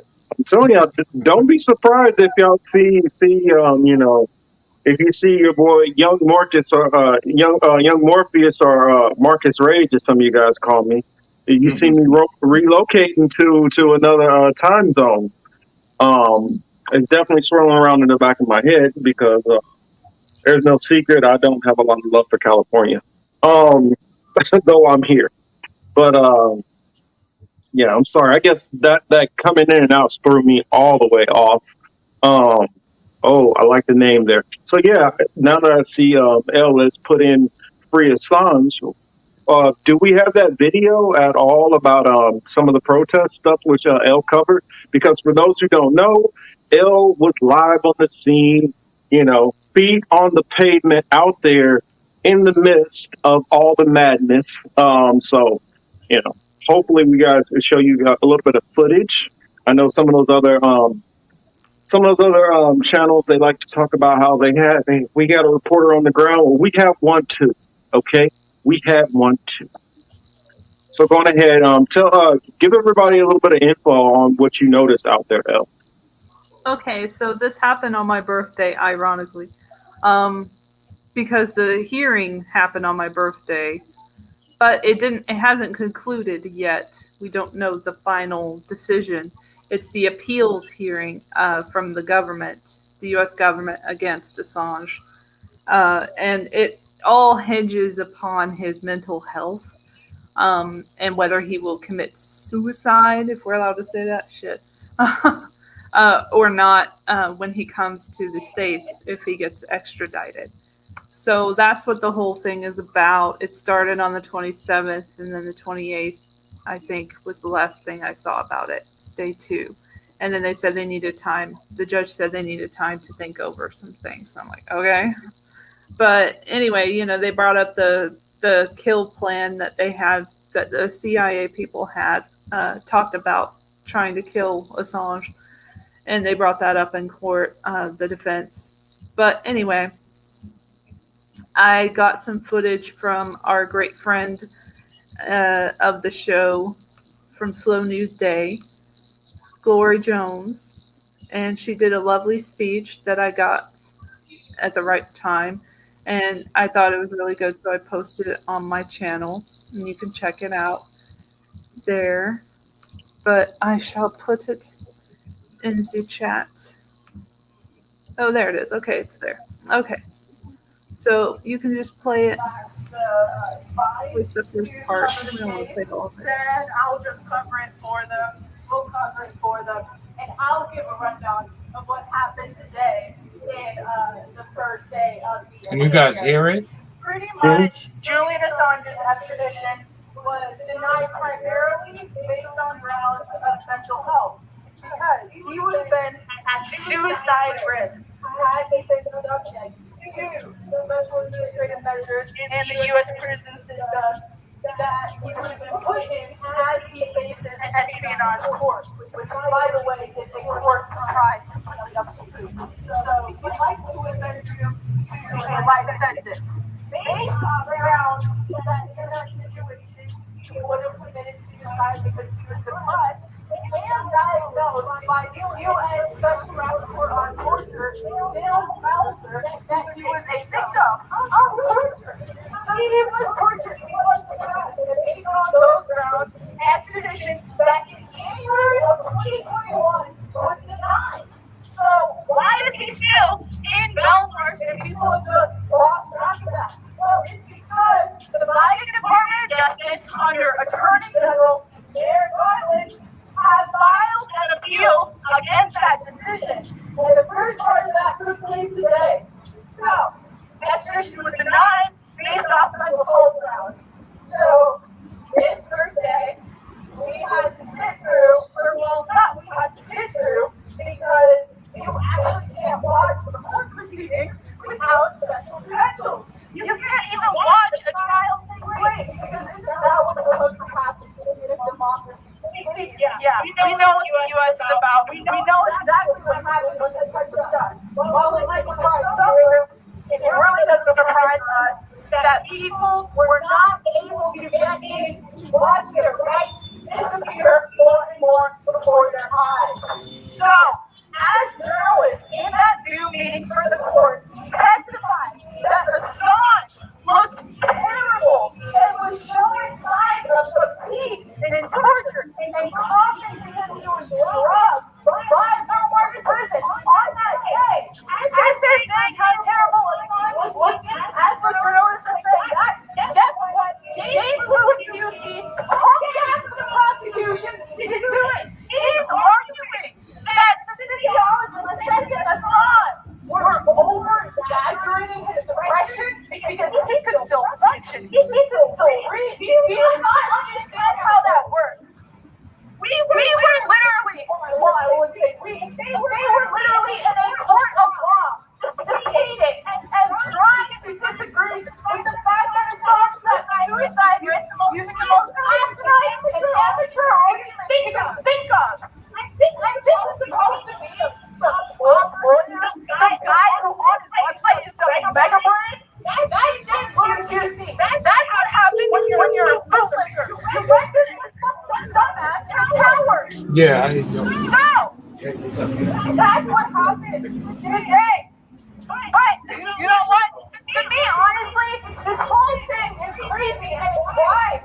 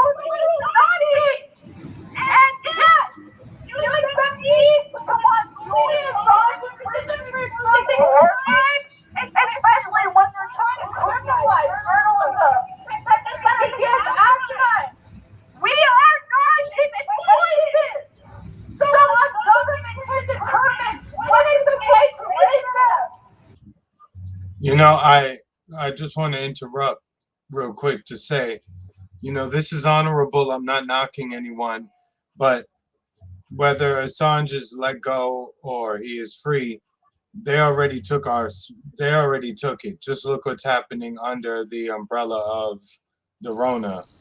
You say the wrong things, your program gets pulled. You know, they mess up your website. So unfortunately, this is a big thing they're fighting for and people are speaking about and focusing on. But it's happening right now, whether he's gone or he's here. It's already going on. I Can I think just people say have, something? yeah, go ahead. Oh, Manatalk said, I gotta say that wearing a mask while protesting for your freedom seems a little backwards. Is it just me? I actually spoke to someone who was wearing a mask. It was so awkward. We were, a couple of us were speaking, and she was like in the corner and kind of got into the conversation because she was interested in the information. She was there for the protest, and she had a mask on, and we started talking about all kinds of things, and then we mentioned the mask, and then the Fauci thing, and then I was talking about that and the Jimmy Dore thing, like bringing it back to that. I was talking all about how I talked to him and everything, to these two guys, and then it was an awkward moment because I was like talking about the mask and everything. She's like, "What about the mask?" She's like interested at that point. And I was like, "Oh yeah, he said, you could get schmutz on it or it doesn't work." But I told Jimmy that that wasn't a lie that he was saying. And then she was like, "Oh, really?" And I was like, "Yeah." And she just like looked at me like, "Oh crap." And I'm like, "Yeah, but I don't have a problem with anyone wearing it." I just have to like back up and be like, it's okay. It's your choice. I think it's your choice. But it's like the vaccine mandates is what I said. Is like how far does it go? It starts with the mask mandates and then it goes to the vaccine mandates.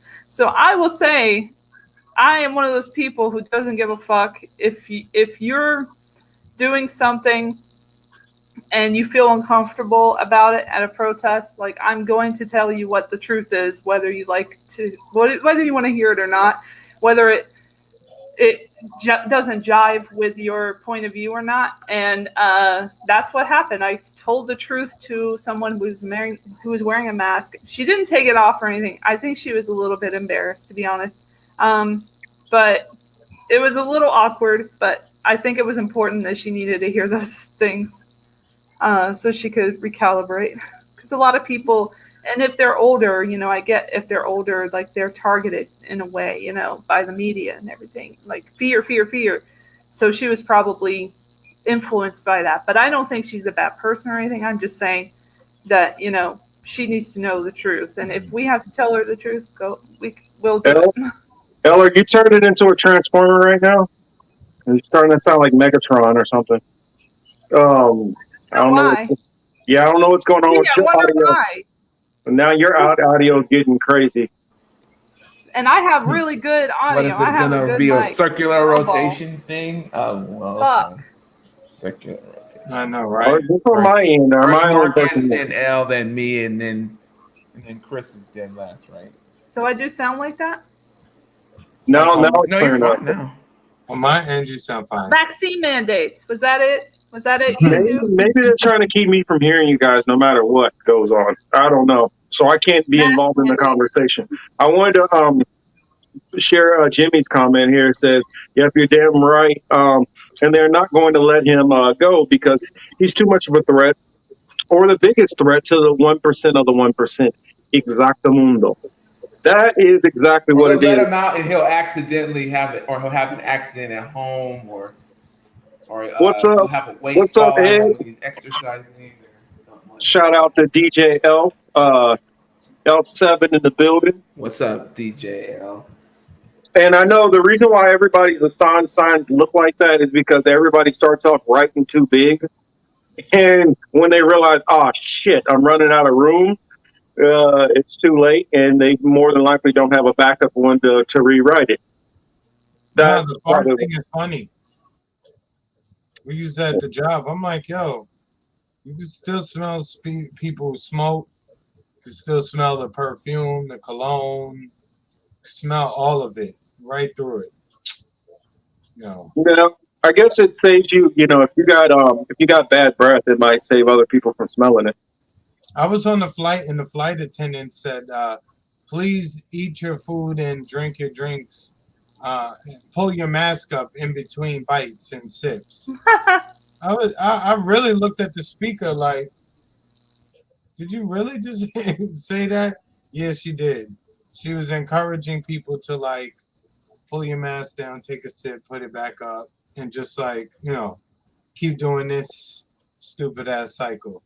Well, what about this, Chris? I think we talked about it off cam earlier.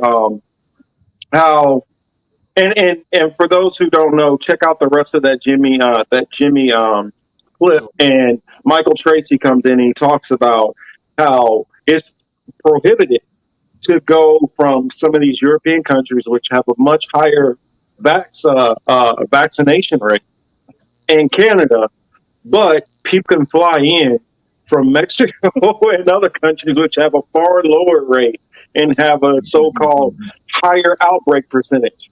And then also, it's like you can't drive across the border in Canada individually where they could monitor, okay, this person's been tested or not tested, but you guys can all pack into, a big 10 cylinder and fly across, which seems more risky.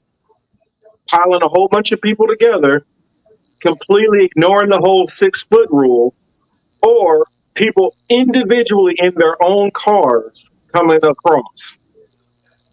The thing about it is, all of these mandates which are put out, a lot of them are not making any damn sense. You have people like Mayor Lightfoot, who's caught on camera at a basketball game indoor. Now, granted, she's vaccinated also. She's caught taking a picture with her mask down, and then when she gets criticism about it, she says, "Well, that's kind of the rule's kind of silly anyway." Well, why make the fucking rule if you think the rule is silly?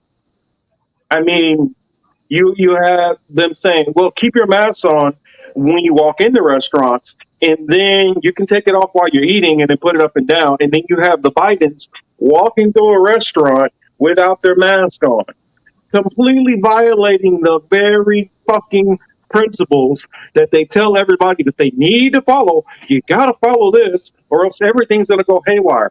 I mean, the level of, fuck it, I'm just gonna say how it is. The stupidity of the bureaucrats in this country is just mind-boggling. And the people who are even dumber are these damn sheep who are following it. I mean, all you got to do is literally, there are sites, I'm not going to say which ones, because I don't want them to say I'm spreading medical misinformation, where you can go to, in fact, no, you can go to the WHO, and they will tell you what your mortality rate is by age. You look at that number and tell me if you really feel like you need vaccination or not, because it should be still our own individual choice, right? I don't know. My little diatribe there. Sorry. All right, nothing else. Al, what else you had to cover, Al? What did I have to cover? Well, FDA approved, as we talked about, the children getting the vaccine, and then there's also the boosters are here. They're just like we said they would be months ago. And now nobody's fully vaccinated soon. Like, it'll be a free-for-all. Everybody, we told them that was going to happen, that there were going to be endless boosters, most likely. And now they're saying immunosuppressed people need to get a 4th shot in the U.S. It's absolutely ridiculous. But the CDC director said they'll have to redefine the definition of fully vaccinated later on, but they haven't really figured that out yet. But I trust they're already changing in the dictionary for they're already changing the definition of vaccine in a lot of places where that's apparently it doesn't. It's ridiculous. Well, Emmanuel, that's a very important point you just made. They are we know the CDC is under discussion to change the definition of fully vaccinated. So the Right. people who may have gotten their shots a few months ago, pretty soon you may be counted amongst the unvaccinated. And when you get sick, show up in the hospital, God forbid, pass away, you will be counted as a COVID patient who died, or a COVID patient who had it. Thomas Rosemead, oh yeah. Damn. $6?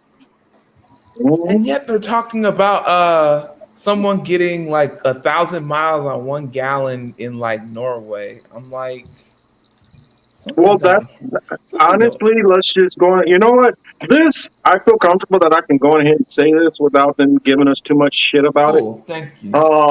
Because here's the thing with the that's the reason why, and I'll be honest to everybody. I'm pretty much COVID fatigued. I talked to Chris a little bit about it earlier today. Every one of these subjects, when it goes into this, it gets shared a gazillion times. Every damn YouTuber is talking about all the same shit. And the reason why is because they're trying to distract us from other things that are going on, which I feel are where the real crap that we need to worry about is. I won't read that out, but I'll leave that up for a minute for you guys to, check that part out.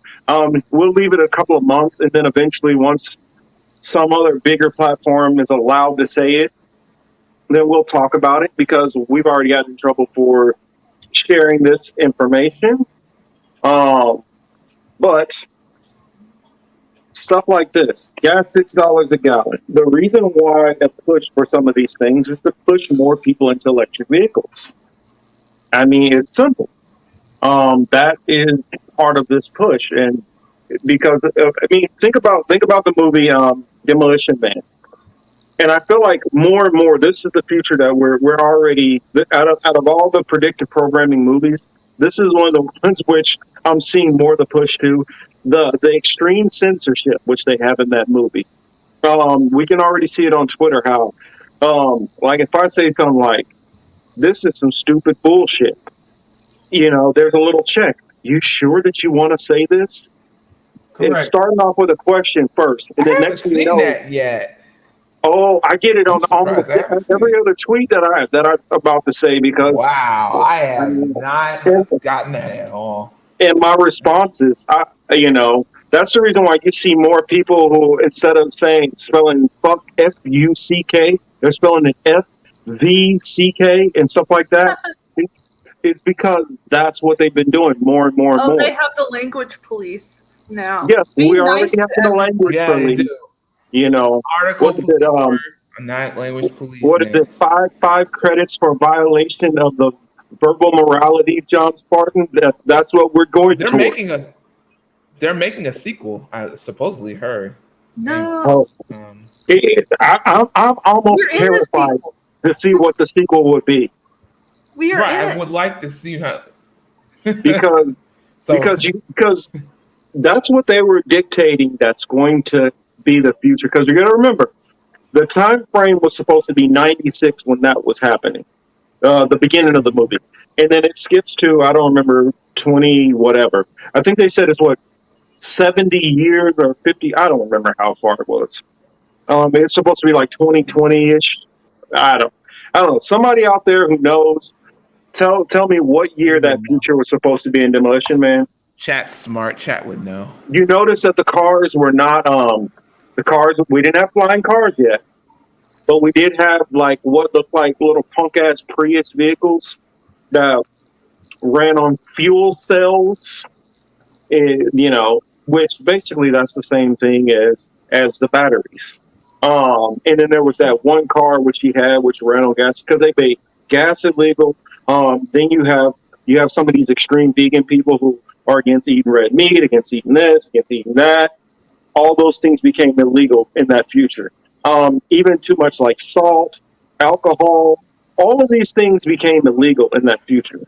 And if you notice, in polite society, in snob society, a lot of those things are already kind of being looked down upon. Just like when I brought out about Derek Thompson when he was on Breaking Points. I criticized at that point. He was like, "Yeah, you know, in our circles, they're kind of pushing more for mandates." That was before the mandates actually came out. Next, and they said pushing on the FDA, and I'm like, "Who the hell has the power to start putting pressure on the FDA?" People in DC. And so, if those people, all you got to do is start looking at what these fucking snobs in that little town are thinking about, and eventually it gets exported to the rest of us. And so I'm seeing more and more things which are pushing to that same demolition man type 2032. Now, how many of you guys, can see a reality where what was that 11 years from now, where we could be sitting in literally that same kind of society?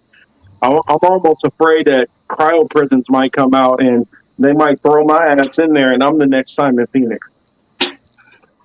Well, I mean, at least you'll have fun running around the city for a little bit while you're for Simon Phoenix, right? Well, I know this. If they do go towards that, they would have to thaw out John Spartan, because I'm already looking at it. If I was running around that DC crowd and them trying to stop me from doing anything would be a joke. We're gonna get to that. Remember the handshake? Mm-hmm. We're getting to that point. And another key thing. Remember what was outlawed in that movie? It was one thing that was outlawed in the movie, which you would think would be normal, which you had to go and get a license for. What? Having babies. Having a baby. Having babies. Having Ding, babies. ding, ding. Good job, El. Yes. VR. It was VR. They did that VR and yep. Because you could not have contact sex. They even made kissing illegal. Yeah. Yep. Remember? Even kissing was illegal. I remember. But not for them, though. Just for us. Yeah. And their meat. They get to keep their meat, and we have to eat sludge. Taco Bell will still be there. Lab meat. Ew. Yeah, that was super illegal by then, and which you can see the Biden administration could easily just, write a pen and do that. They ain't gonna do that. What's gonna happen is Biden is doing so badly that he's not even gonna be able to con the progressives or progressives, fake ass progressives, fake leftists into vote for him. And so what's going to happen is when he can't get that, what's going to happen? You're going to have a hard right winger who's going to come in, who's not going to allow any of that shit. And what happens is they're playing good cop, bad cop with us. That's all that's happening. One side's like, yeah, we would like to do this, but let's just try this. And so they make excuses to not do some of the stuff that they say that they support. And then the other side, and then once they lose, then the other side comes in and like, fuck you, you're not getting this, you're not getting that, you're not getting this. And then you're like, whoa, we don't like this. And then you vote the other piece of shit back in. And then they say, well, I mean, we can try to do this. And what you notice is it still keeps inching towards the agenda, which is already preset. This right-left dynamic is nonsense. This is about the globalists. This is about the predator class. That's what this is about. And the sooner people will wake up to it, the better. I mean, I don't know if you guys know about this, but literally right now, some of the old Minuteman nuclear facilities, which are no longer in use, they are converting these into underground bunkers for the ultra elite. Marcus, Why I gotta would they run be doing that? downstairs real quick. I'll be right back. Okay. Why would they be doing that? Come on, people, think about it. This is none of this shit is accidental. These people can see the writings on the wall, what's going to start happening, and they're preparing for it. And anybody who thinks that this stuff is just beyond the pale and it's nonsense. I mean, you even had David Rockefeller, before he passed years ago, who came out and is like, if anybody wants to say that I'm part of a organization of people who are trying to push for the order of things to go and controlling the narrative and all these things, I'm guilty. I was always told something. When somebody tells you who they are, believe them. And the problem with so many people in this society is they want to sit there and they see everything right in front. It's like you watch this man beat his wife, and you tell yourself he didn't really beat his wife. That's not what really happened. I mean, this was an act, and you make all these excuses instead of just watching what the hell you see. Atra says, I'm going to rewatch it. Really on point here. I mean, you got to rewatch that movie because there's so much. I'm going to do a breakdown of more of these movies. I'm going to. I don't know. Whoever wants to suffer through the Matrix breakdown, which I did, don't waste your time on it. But if you want to, go on ahead and check it out. Some good stuff in there. I'm going to redo that video and I'm going to upload it. And it won't be a live stream, but it'll be uploaded and it won't have all the in and out and audio issues. But after I finish that one and the Matrix 2 and 3, because I'm going to do all three of those, I'm going to go do a breakdown of Minority Report. I'm going to do a breakdown of Demolition Man. Let's see, what is it? They Live, I believe. And there's like 4 movies which I have. iRobot, and the first Terminator movie. Be prepared for. I'm going to show you and break down how the predictive programming that they put in these movies to prepare us for stuff. I mean, they even do it in cartoons. Think of the movie WALL-E. You had overweight, mostly obese society who's ordering everything, who don't get up and go to the store for anything anymore. Think about it. Come on, people. They're putting this shit right in our faces over and over and over. What about Jimmy the space? says, I'm watching it right now. What about the space? They're pushing space real big. What, Lightyear? I saw the Time magazines. They're pushing. That. And I'm gonna tell you why they push this space stuff so much. And some people, this is where they might disagree with me. They think, oh well, they're putting out UFO stuff because they're trying to distract us from other stuff. No, they're not.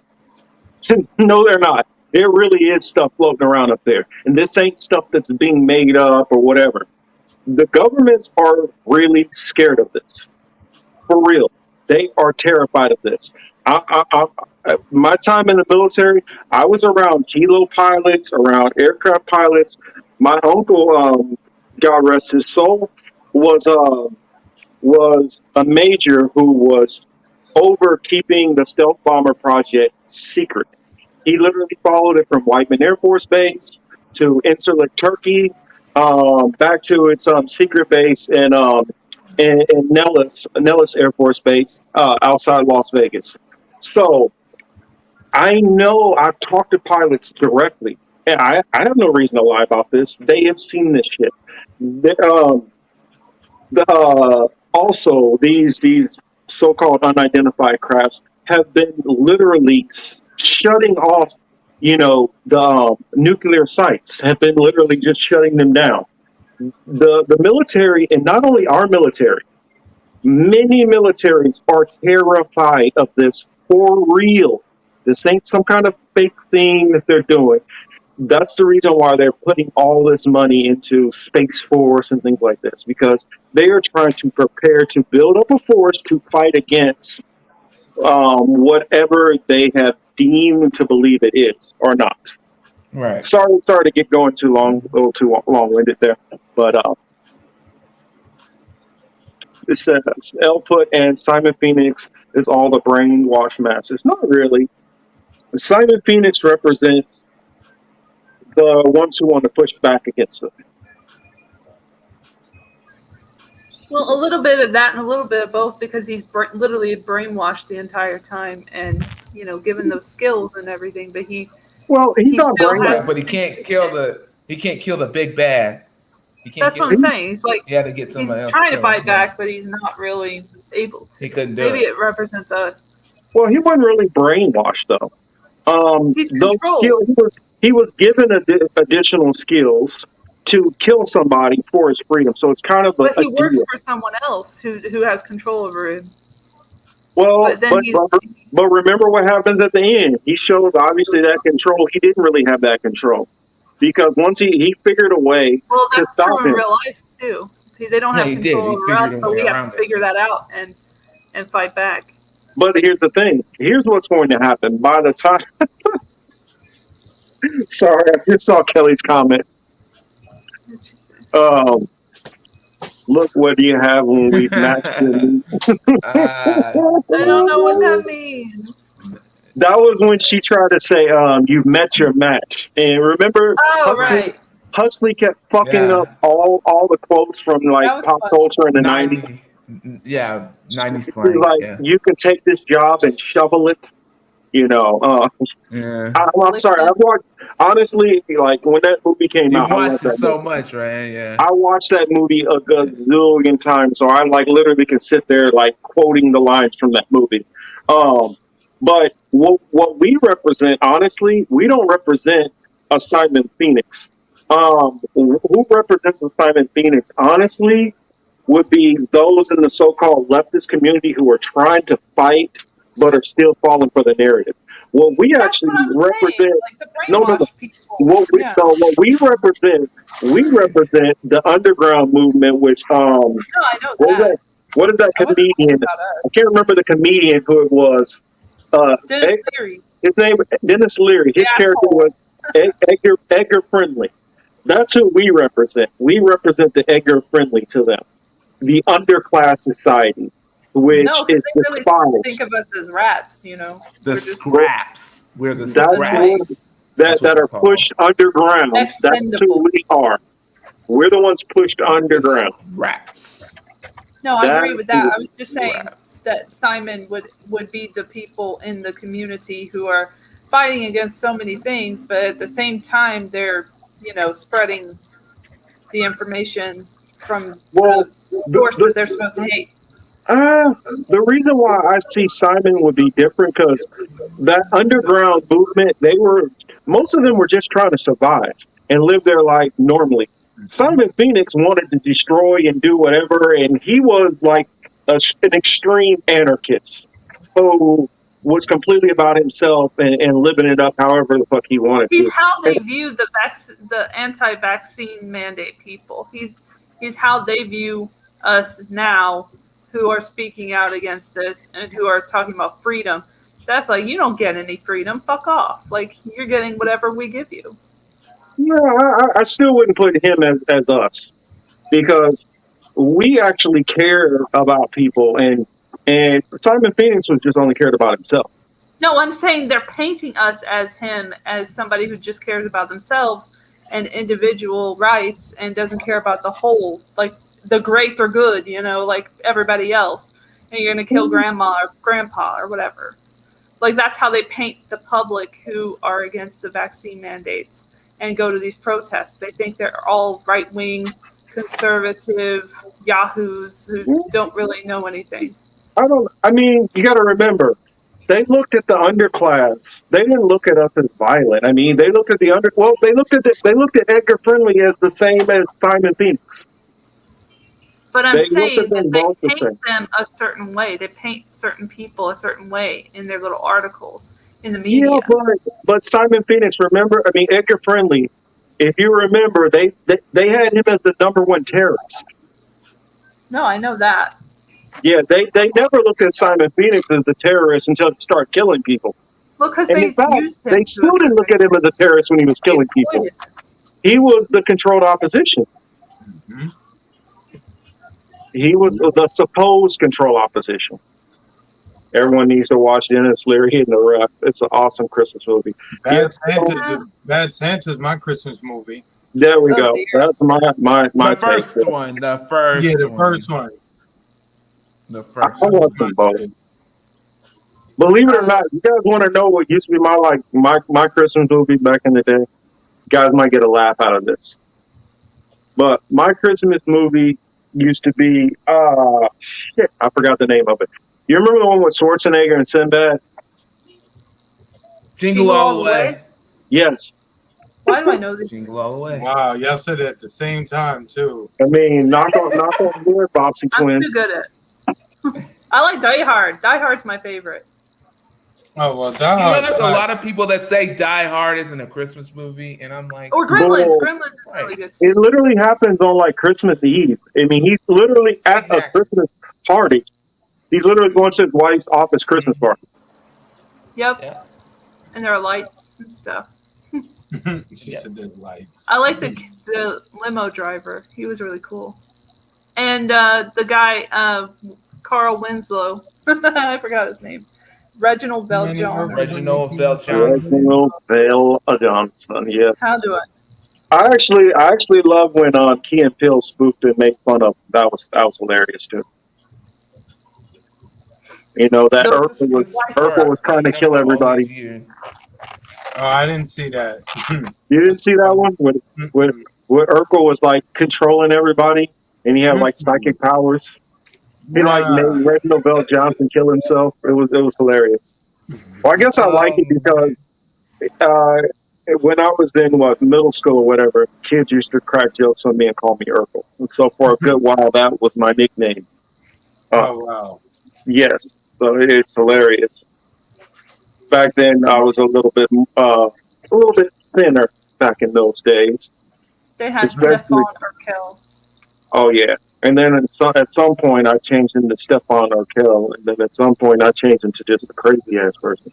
So I don't know. He was only supposed to be on there for a little while. He was only supposed to serve like a supporting role for a little while on the show, not even supporting, but like recurring character. And then he like took off so much. Did I do that? Like that stuff.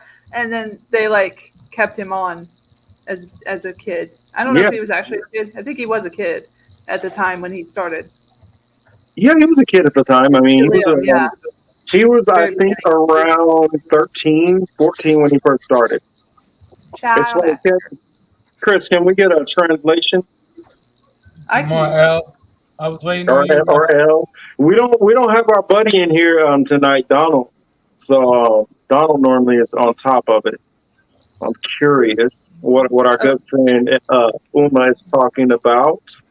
One of these days, I will have to get a translator thing going on because she makes some very, very good points. And so I just want the rest of the chat to be familiar with what she's talking about because she dropped in some good info there. What comments did I miss? Let me scroll back through as far as it'll let me go. Oh, let's see what Jimmy says here. It says, yes, there is life all across the universes, and maybe we catch STVs / space-time vehicles that come back to observe the past, kind of like sightseeing tours. And in the Chappelle stand-up, the controversial one, the closer, he actually makes a comment about space Jews. So for those who haven't seen it, go check it out. It's kind of funny. So yes, Wesley S. Simon was one of his most awesome roles. I completely agree. Yeah, he did such a good job. He did. Outside of Blade, he killed it. Outside of Blade, he crushed it. Wesley used to kill all his roles. White man can't jump. He still doesn't get any real credit for Blade. He gets very little credit for Blade, and that makes me mad. You know why, right? I know why. He gets a lot of Wesley got I hate using this term, but blackballed from Hollywood. I because black is always bad. So everything that's bad, it always gets the term black in front of it. But he got, barred from Hollywood. And eventually, they came after him for the taxes stuff. And that was still them trying to stop him from making a return. I mean, and thank goodness that he did come out with Blade, because for those who are fans of the movie Black Panther, there would be no Black Panther movie today if it wasn't Blade. If Blade never came out. In fact, you wouldn't have none of these superhero movies coming out if it wasn't for Blade, because that movie, its success is what made directors say, wait a minute, maybe we were a little bit wrong about this stuff, because if you go to the last superhero movie before that, it would have been Captain America, the old one. which was kind of And then right before that, you had the Flash TV show, which only lasted one season, which I did used to watch while it was on. I actually liked it better than. I mean, the guy who they had as playing the Flash actually looked a lot more fitting as Flash, and than that little pencil neck that they have in the CW show. You mean John Wesley Shipp instead of Grant Yes, Gustin? yes. I mean, he's a decent actor. I give him credit, but just look at him, and he just looks like if he ran too fast, he's gonna break. And then I'm not a fan of the guy who they have playing, the Flash in the what is I it don't even called? know who that. I think it's God damn. I don't know. I don't like him. I'll just say I don't like him. Ezra Klein. I think his first name is Ezra Klein. Yeah, I don't like him. Ew. He I don't like him. He's getting his own. He's getting his own film. He is so. Yeah. I don't like him. And also, there's stuff which, if you were a Flash fan, like I was a fan of Flash before they decided to, come out with the first one in in what was it 90 or 91? I think it was 90. Yeah, 90 when they came out with the first one. I was already a comic book fan of Flash before that, and before they start coming out with all these other Flash. I was what happened there? Sign of Phoenix Energy was just like the Joker. I mean, it was almost like like the Heath Ledger. Can't even say that right now. Ledger version of the Joker, not really the Jack Nicholson. Mm-hmm. But Heath Ledger was the best one. Yeah, but And honestly, yeah, interesting. Yeah, well, I won't go into my conspiracy theories on that stuff. I'll leave that alone. I'll just say, oh boy, knocked it out of the park. The writing was good, even though, and I felt like the villains are what made the whole Christopher Nolan Batman movies work. Because I'm sorry, I did not like fucking Christian Bale as Batman. Sorry, I will just say it. No, I do not. No, I did. I grew up looking at Batman in the comic books being like a 6'2", 6'3", or 6'4", big, muscle bound dude who physically can just beat the shit out of you.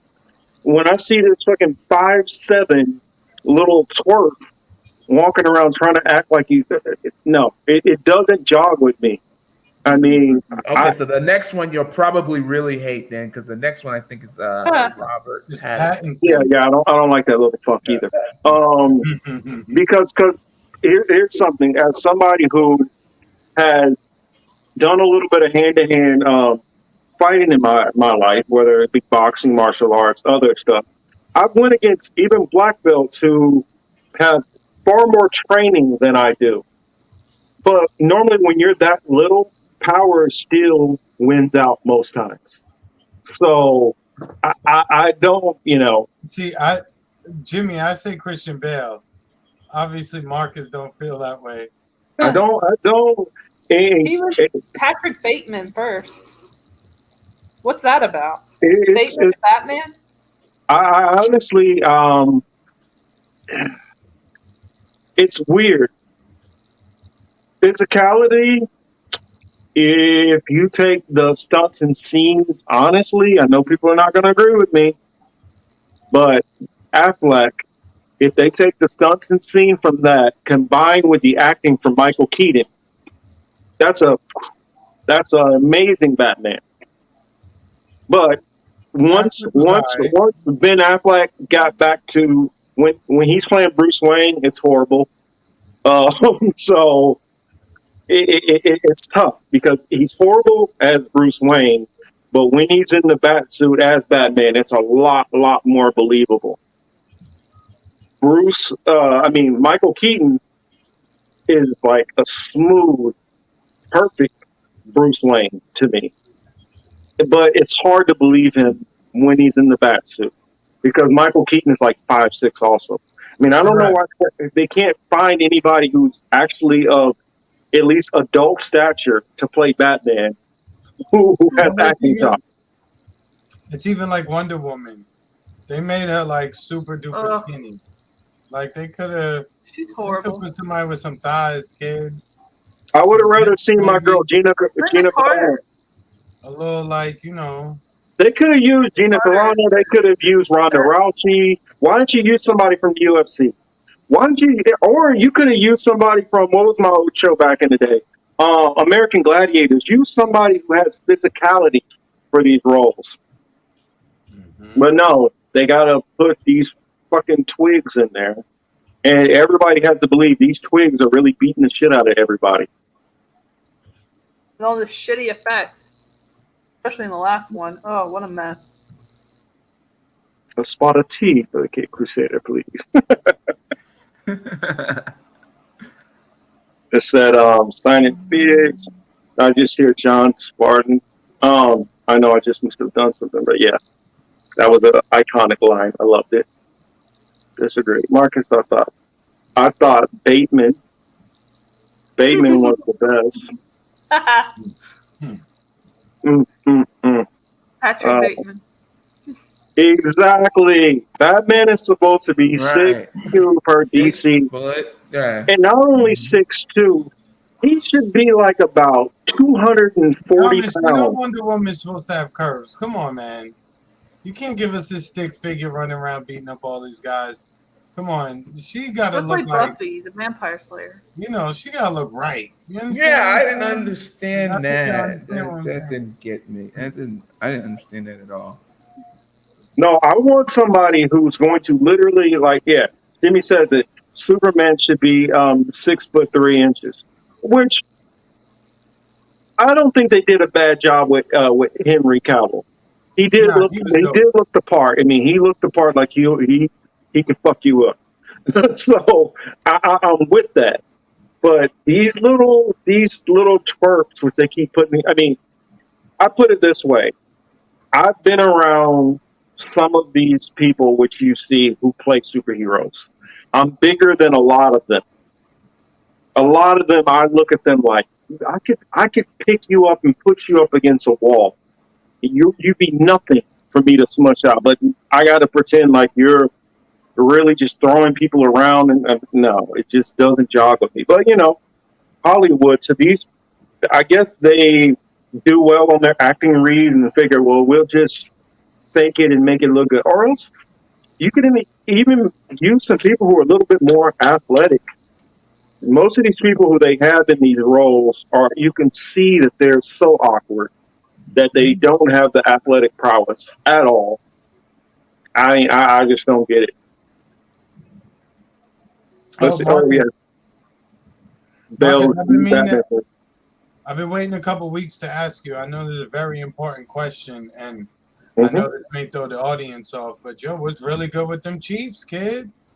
Man, see, what's up, I man? do it. You got him. Got him about to go. You an asshole. You an asshole. That's what you are. You an asshole.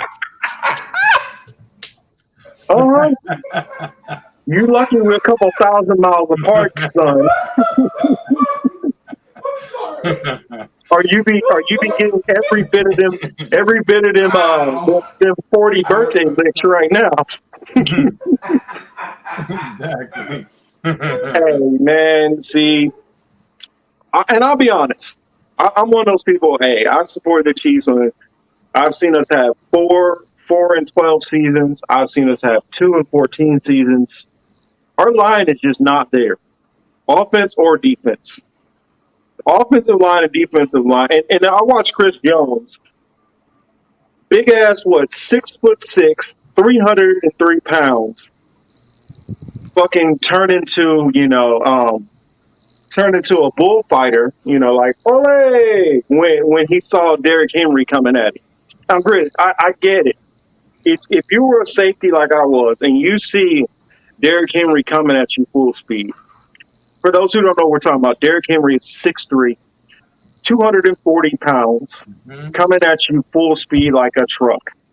But 6'6" and 303 pounds, and you're fucking moving out of the way and ducking. No respect for that.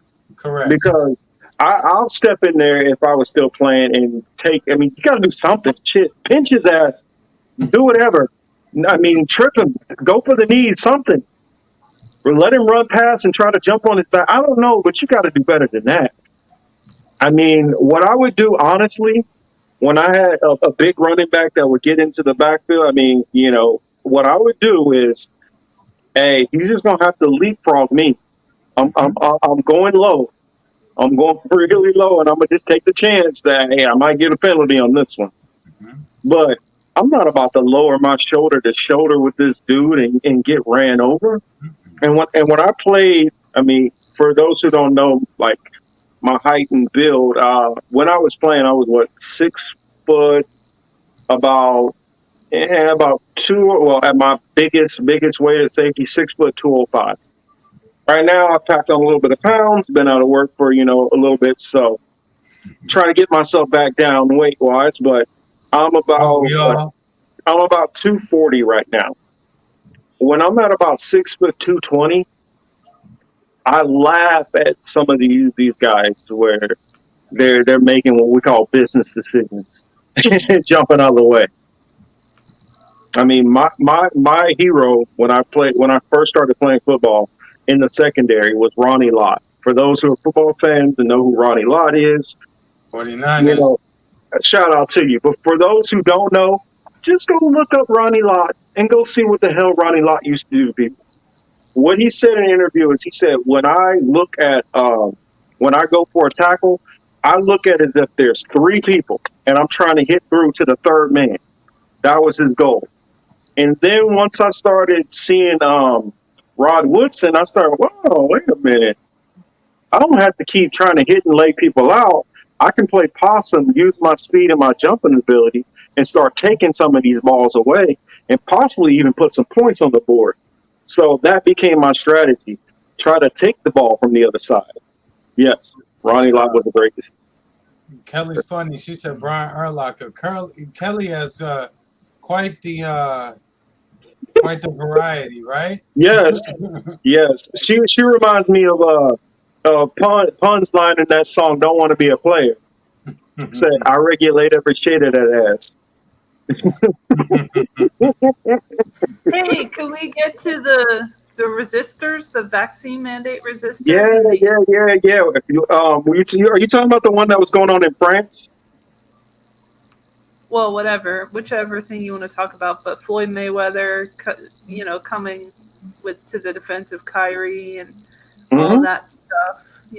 Oh, okay. The black community speaking out against the pandering that's going on with the panda.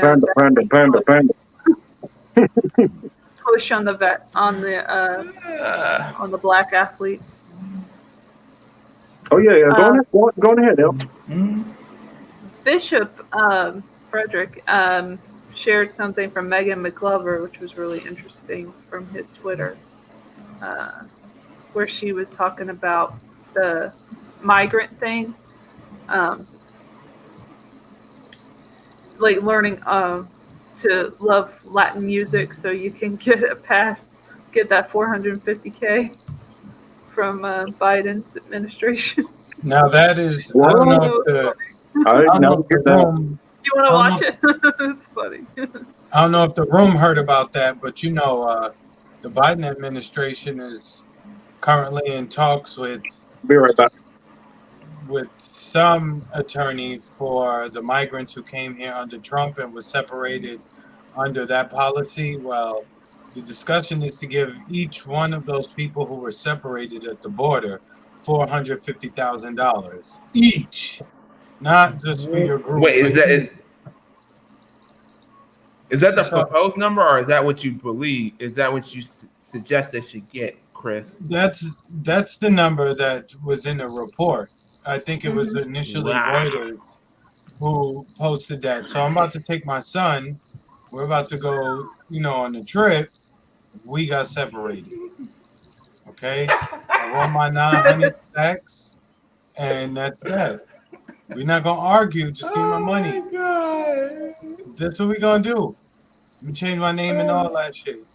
Change my accent, everything. You gotta watch this video though. It's what you're saying basically. Put it on the screen. $450,000. That's a.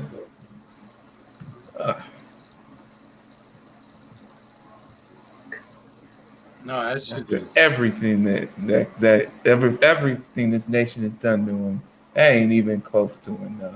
Yes, Kelly. It is going to be the U.S. taxpayer who has to foot this bill. Right. I mean, who else? Who else does? It's not as what the billionaires, those rich people. Could you imagine if instead the billionaires were gonna take it? You know that just the fact that they even let that out, right? It's so it's just in what's what I'm looking for.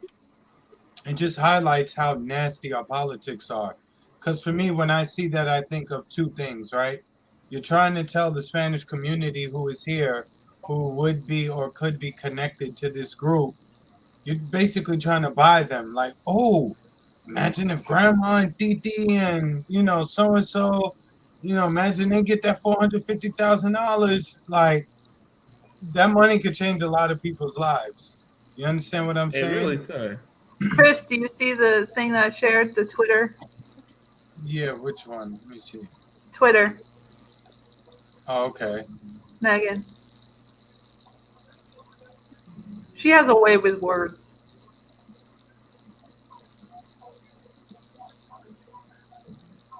Oh, okay. Yeah. So I'm about to put it on the screen right now.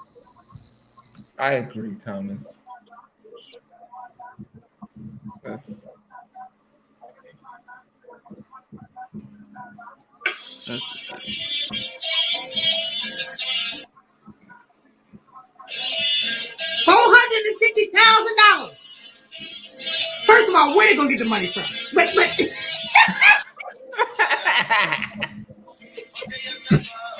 Hey, black folks, how y'all feeling?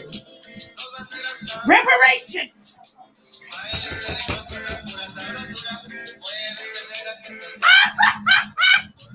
Hey, you better go get your sombreros, folks. You better go get your sombreros, and you better put some curtains up in front of your windshield with the little balls hanging off of it. You better get your Chevrolet. You better stop playing around. Who the fuck is you? I'm trying. You better what know. The fuck? You better learn green sauce versus red sauce. You better get some tamales in your repertoire. You can forget that fried chicken and them greens and macaroni and cheese, folks. You better try to figure out how to get some enchiladas. You better figure it out. Refried greens. You better frijoles. Somebody said frijoles. Oh yeah. You in the jam.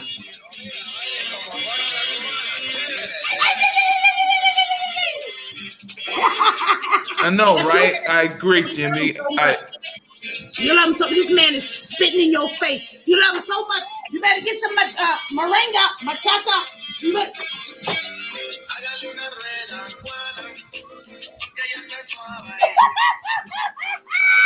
$450,000. Jimmy, to answer your question, Yo, Chris, what's up, man? What just happened? Yo, some dude right? banging on my goddamn door.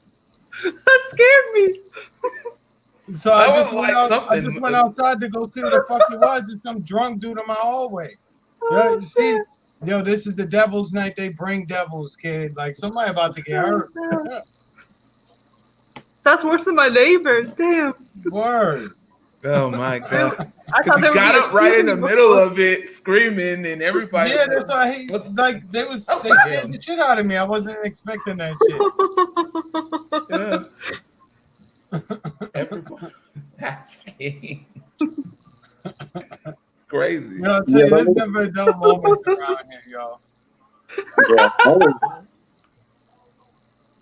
Oh yeah. Barry has a couple of comments here that I wanted to share. It says, let me go with the first one first. It's only kids separated under Trump, from what I understand. And for two, Where'd it go? But I doubt they will be paid. Keep in mind that's Biden has lost track of triple of the kids. Which, Yeah, I yeah, don't that's the blame thing. That's just some shit they saying. They ain't giving out that money for real to hardly nobody. They're gonna find I like know, five right? In one five go? kids and give it out for a fucking photo op, and that's it. It's a PR stunt. Trying to get good PR before the G20. And you still got some shit going on in your hallway? No, not now. I thought somebody was coming in the apartment for a second. I was so scared. I was like, I hear the weird screams. No, because I heard him like playing with the doorknob and then knocking on the door. I don't know. Yo, I'm telling you, it's That's Halloween. scary. There's a lot of people out I've here. had that happen though. I've had like a drunk neighbor like come to the door and like knocking on the door. Like, we're Correct. trying to get in the house. I'm like, you are not in the right place right now. Like, for real, I don't even play that shit. I'll stab you with an ink pen. Like, I swear to God. I ain't playing. I got a machete, so they're fucked. I won't say what I have. Just don't come to my door the wrong way. I got a machete for the zombie apocalypse. Just don't come to my door the wrong way. That's all I gotta say. It seemed like it, Variant. Anyway. You know, I'm quick to backhand people, so I gotta chill anyway. Biden have no idea what is being done or planned to be done.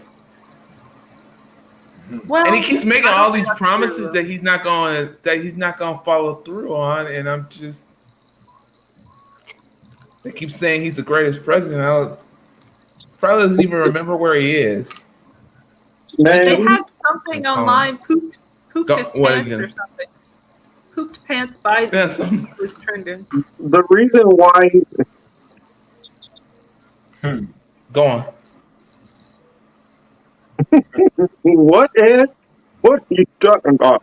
Ed is drunk apparently too. Maybe that was Ed who came to your door. Correct. They give him ice cream. Is that because of the Alzheimer's?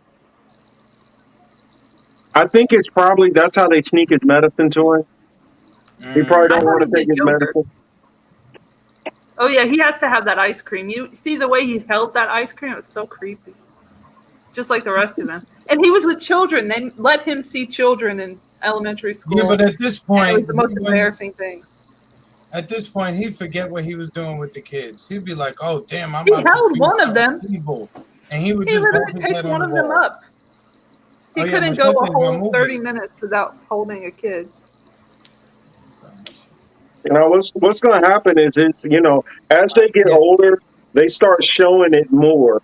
They can't hide back those urges. So you're literally probably going to see him like lick the side of somebody's face during a press conference. I wouldn't be surprised. I'm surprised he wouldn't lick Pope's hand or something. Well, it's only because that medication, whatever they got him on, it keeps him somewhat tamed for a little while. Then whatever they're giving him is the equivalent to what they give athletes who get the stingers and injuries, and they go in the locker room and they take the cortisol. That's what they take, right? So it's kind of like whatever they giving Biden the equivalent to that shit, because I don't know how they make him stand up and do what he does. Well, and they got to keep this going at least a little while longer because I can't remember who said this, but it was somebody I was talking to at work because they were so scared of Bernie winning. And let's not say, because they were scared of Bernie losing. They were scared of Bernie winning and the possibility that he might do something. Even if it's only a tenth of what he was talking about. If he did any of that, they would have been furious. They didn't even want a tenth of it. And so they're like, we're not even taking a chance on this. So they shoehorned in Kamala. I'm thinking they're giving him some fentanyl.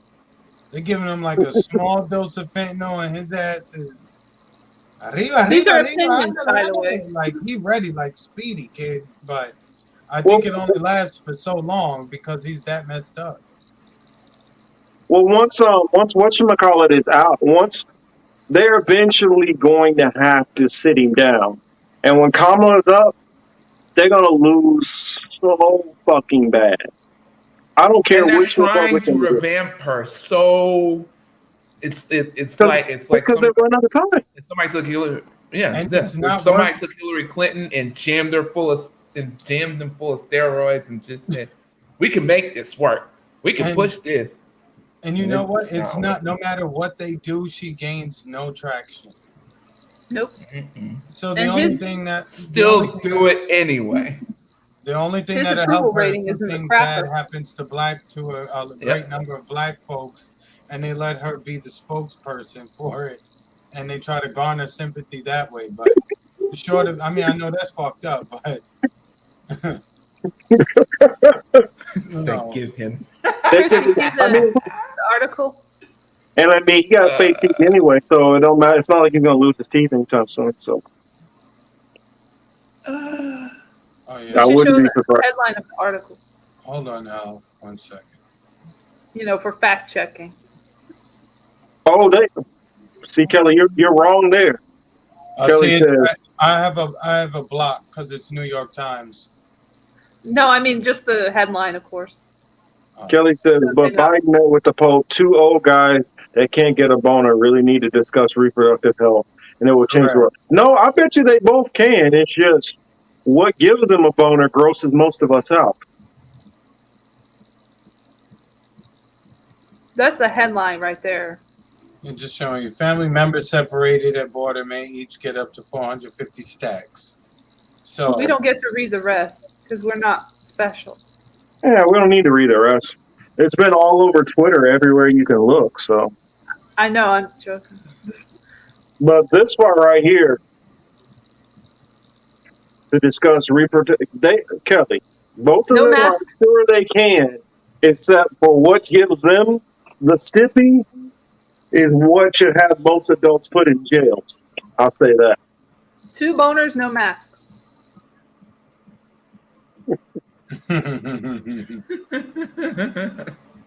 For the wrong thing. Yeah, Ed, just put young in the middle of that, and you got it right. Actually, you don't even have to put girls either or. Actually, for the Pope, for Biden, it might be young girls. For the Pope, it's definitely not girls. I had a dream. Oh. Y'all want to hear about my dream? Hold on real quick. Signs asks who has less on-air live minutes, Biden or Kamala? Actually, I think they've probably put her on television less than Biden. And he's the brain dead one. So that should tell But you they put a lot. Saki on more than anyone. Yeah, and that should tell you what they think about To Kamala. clean it up, right? The cover Yeah, of them both, right? Yeah, they got something. Yeah, Pfizer got something for them. Yeah, like and what Varian said right there, and that part too. Definitely that part too. I know. Don't worry, you know. What's your dream, Al? Oh yeah, I'll get really quick to it. I don't know all that happened because it was a dream, so it wasn't too clear. There were razor blades at one point. It was very confusing, but I don't know if I was me or whatever, but whoever I was at the time had met this dude who had claimed that he was molested by the president, Biden. And we were waiting to hear like a speech from him or whatever. I don't know where the fuck we were. It doesn't matter. But I was listening to him and I was like, oh, I didn't think he was into boys or whatever. So I was like kind of confused that would happen. But I guess it makes sense because pedos sometimes go both ways. No, allegedly. I mean, sometimes. If they're pedos, which there's no proof that he is, except evidence of him touching people without their permission, who happen to be less than 13 years old. On camera. Here goes. Don't show Joe the free Assange video from earlier. Exactly. All right, Jimmy. Free ass? Where? All right, Jimmy, thanks a lot for coming through. Jimmy, appreciate it. Have a good one. We appreciate it, Jimmy. Thank you. Thanks for coming to the show. Yeah, thank you. Yeah, we got any other topics, my people? Or I think I think the we only managed to make everything except for the Floyd Mayweather thing, like we do. And Ice Cube. My gosh, we got to talk about Ice Cube. I don't know about that. Going ahead and I guess enlighten it. Well, I Oh, he heard something did about him passing up $1 million something. payday Nine, to mi- stand his 9 ground. million. 9 million on a show. I mean, a movie called Oh Hell No. He said, "Oh hell no, I'm not gonna go if there's vaccine mandates." So he split. Jack Black's still in it apparently, and I think he does. I don't know, but he sure does sound like the dinosaur in that weird UN ad. If you guys have seen it, if you haven't, you got to look that up because it's fucking insane. It's like for the climate change initiative from the UN. They got like a dinosaur, and he's like speaking from the perspective of a race that has been wiped out by an asteroid or whatever, and says you got to take care of the planet, blah blah blah. But he sounds a lot like Jack Black. I don't know if anyone heard it in the chat or has seen that video. No, We I could look didn't. at it if you want. I didn't see the video. I just read the story. You know, they wanted the studio basically wanted Ice Cube to get vaccinated. He said no, and he, you know, that was it. His. I was talking about the dinosaur, but yeah. Oh yeah, I didn't see that part. But so basically, Cube said no. He quit. He left 9 million on the table, and you know, it's the usual people. You know, we have this new phenomenon online. I don't know if you guys have noticed it, whereas it'll be someone who could be considered as a liberal, maybe a Democratic Party supporter. In this era of COVID, if said celebrity or whomever athlete speaks out against the official narrative, the Democratic Party supporters, the liberals, will attack that person. The conservatives will, to some extent, now be the ones to speak up on your behalf, right? Just like we saw a little bit with the Kyrie Irving situation. Now, the crazy part, and just shows you how partisanship ruins your mind, you had people like Jamel Hill coming out and basically saying that whoever's going to watch who's going to support Ice Cube, this should be interesting. Meaning that it's going to be a lot of white conservative folks who are going to come out and say, yes, Ice Cube, we support your decision. We stand with you. That's turning some people in the Democratic Party off to somebody like Ice Cube. So you can see how there's a realignment that's going to take place, whether or not the politicians realize it. Actually, I want to add in. At least amongst certain generation, right? Well, Not everybody. Chris, I want to add in because you said like white conservatives, you know, the MAGA types are the ones who are defending it. Well, think about it. The very same people who are against him mostly are white Democrats. So what it is you have the blue MAGA, which is mostly white people, and red MAGA, who are mostly white people, trying to pick and choose who's a part of their team. Now, you have black conservatives who were like, "Hey, I rock with Cube no matter what. He's cool. I like him for his art. I don't have to agree with him on politics." Then you have the black Democrats who are like, "Well, I don't have to agree with him. I still like him." But I notice in the black community, they're the ones who are not trying to say, "Oh, now he's on our right wing side." And what I notice is, honestly, it starts to feel like between these two mostly white power bases, we are nothing but political footballs. That's what I'm noticing. Oh, well, he said this thing which aligns with my perspective and my point of view. So all the right wingers who normally, if they heard most of his other views, would hate him, they're going to support him because there's one issue. And then watch, he'll say something else later, and then all of them will toss him to the side. And the same thing with the white liberals. If you have somebody who comes out in favor of all the mass stuff, well, now he's a champion and we support him and all that. And then let him come out and then be against, say, abortion rights. Oh, he's a crazy right winger.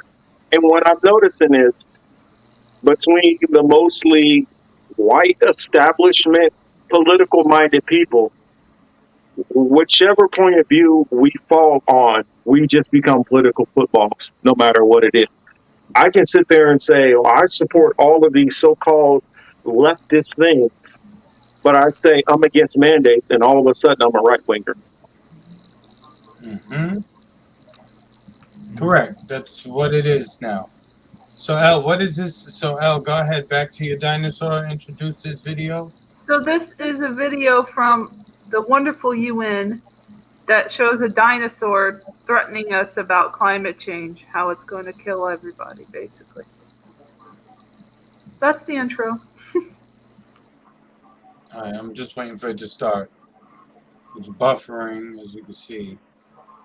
Maybe they didn't want us to play it.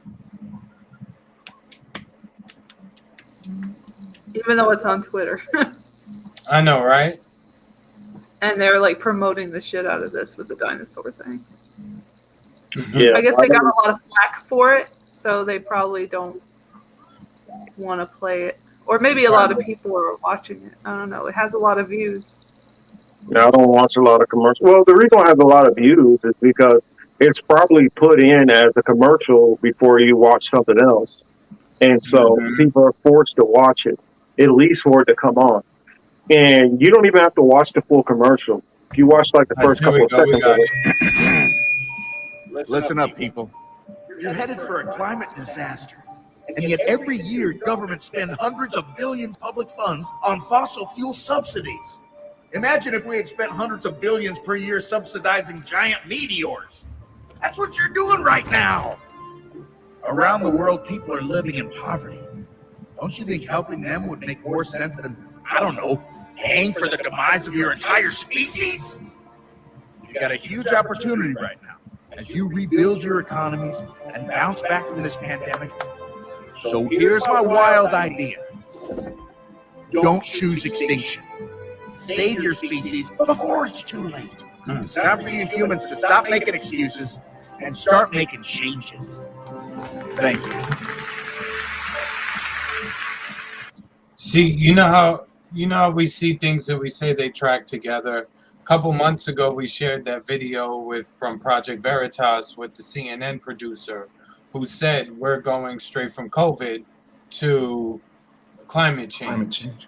And we see we're right on track for it. So even though I know people don't necessarily like O'Keefe and his organization, that's right. Thanks, Bonnie. Even though people don't like. See, I was thinking Jurassic Park when I was looking. Me too. Yes. And maybe that's the thing. Yeah. Like, please build another island so we can eat all the humans again. Like. Imagine how many people who could have been fed for like a month, maybe even longer, with the budget that they wasted on that. Absolutely. Right. But Marcus, we had 3 hours. Like, yay, we did it. Yeah. I'll address this one last comment before we get out of here. Kelly said, let's be real for a moment. There are plenty of black blue MAGAs out there. Theirs is less destructive, allegedly. Well, the thing about it is, they're out there, but I guarantee you that. They call it CBC, Kelly. Yeah, the CBC. But they are far, far, far, outnumbered by the people who are against them. And that's the reason. I can't call them what I want to call them. Let's just say that what I would like to call them are animals that normally run around at night and dig through the trash. But they're always going to be, what I said last week, part of the Motiso tribe. It's going to be plenty of them always is going to be around ready to bootlick. But and what is it? Was it Brooklyn Dad or whatever? That's one of the biggest ones right there. I mean, we got the Roland Martins out there. We got the Don Lemons out there in the world. I mean, Don Lemon is like, he's not even. I can't even describe what he's doing. He's taking bootlicking to a whole new level. I mean, he's like bootlicking, boot shining, cleaning the dirt off from up under it. He's tying the shoestrings with his tongue. I mean, he's doing all kind of stuff. I mean, I've never seen anybody twist themselves into so many knots as people like him. Yeah, you're gonna have those, but what you have for the most part is Most of us who are against this stuff either were silenced and they say, oh, no, anybody who's against this is a right winger, or else you just don't hear from us at all. That's what it is. Because if they really just walk into the most of the neighborhoods I grew up in, shoot, 10, 15 minutes away from me, you can go right over to Watts or Compton, and I guarantee you're going to have a majority of those people that are going to disagree with what those blue maggots are saying. But the blue maggots are all you're ever going to really hear about. Correct. And that's a fact. We got a question here. How many solar panels could they have bought? Enough for my damn light bill to be zero. Well, I guess that's we'll ride out with that for the night. Thank you all for joining us. Don't be too crazy out there getting into some of L's family's types of concoctions with pentagrams and spells on people. Be careful at them at them Halloween parties. No, there are still people out there who are slipping stuff into drinks. So just be aware of those things. It's true. It's true. Yeah, yes, I've been reading stories. So I never understand. That's never something I needed to do. Felt like I had to do, or nah. Like she should want to go with you. She should want to like play with you. I put it this way: her, you lose. It's like when I was in the military. You know how many guys get off the ship? First thing their mind is, go to an ATM. Apologies for anybody for what I'm about to say, and go look for hookers. Yeah, first thing. First thing. I mean, go get money, go get hookers. Yeah. You want to know what I used to do instead? I'm going to go get my money, and I'm going to go to the bar the furthest away from all of them, where it's kind of close to the real city, where you get the locals. And I'm just going to sit down and chill with the local people. And let's just say, after a while, people were always wondering, what am I doing? Because it seemed like I was having a much better time. I'll leave it at that. All right, everyone. Thanks for joining us. We appreciate it. The usual suspects. Thank you for showing up. The newbies. Even if this will be your last time watching, thank you. We all appreciate it. But come back anyway. Yes. All over the place, but we try to make an enjoyable program. And if you watch it this far, please just give a thumbs up, or shit. If you didn't like it, give a fucking thumbs down. Yeah, word. It doesn't make any sense for so many people to watch it and be like, I'm not even gonna. No thumbs up, no thumbs. Give something. Don't give us 7 though, please. Less than 7 would be great. Yeah, I mean, it makes no sense when we'll end up with, we'll get to 130 people who might watch it out of 170 something subscribers at this point, and then we'll have 10 likes. Like, come on, people, what the hell? But that said, everyone have a good night. As Elle says, love and hugs to you all. I got a couple of videos that I'm working on. This is gonna be a good one. It's called I'm doing one on tithes. Tithes on my Hebrew apologetics page. I'm like halfway through it. I just gotta film a little bit more parts. And then I got a live stream, which I'm gonna be. I got a couple of them that are gonna be working on the next episode. I see Kelly. She slipped it in at the last. I know, right? It's like throwing that last punch before the bell rings. Right there. All right, guys. Thank you all. Have a good night. Hey, if we get pulled,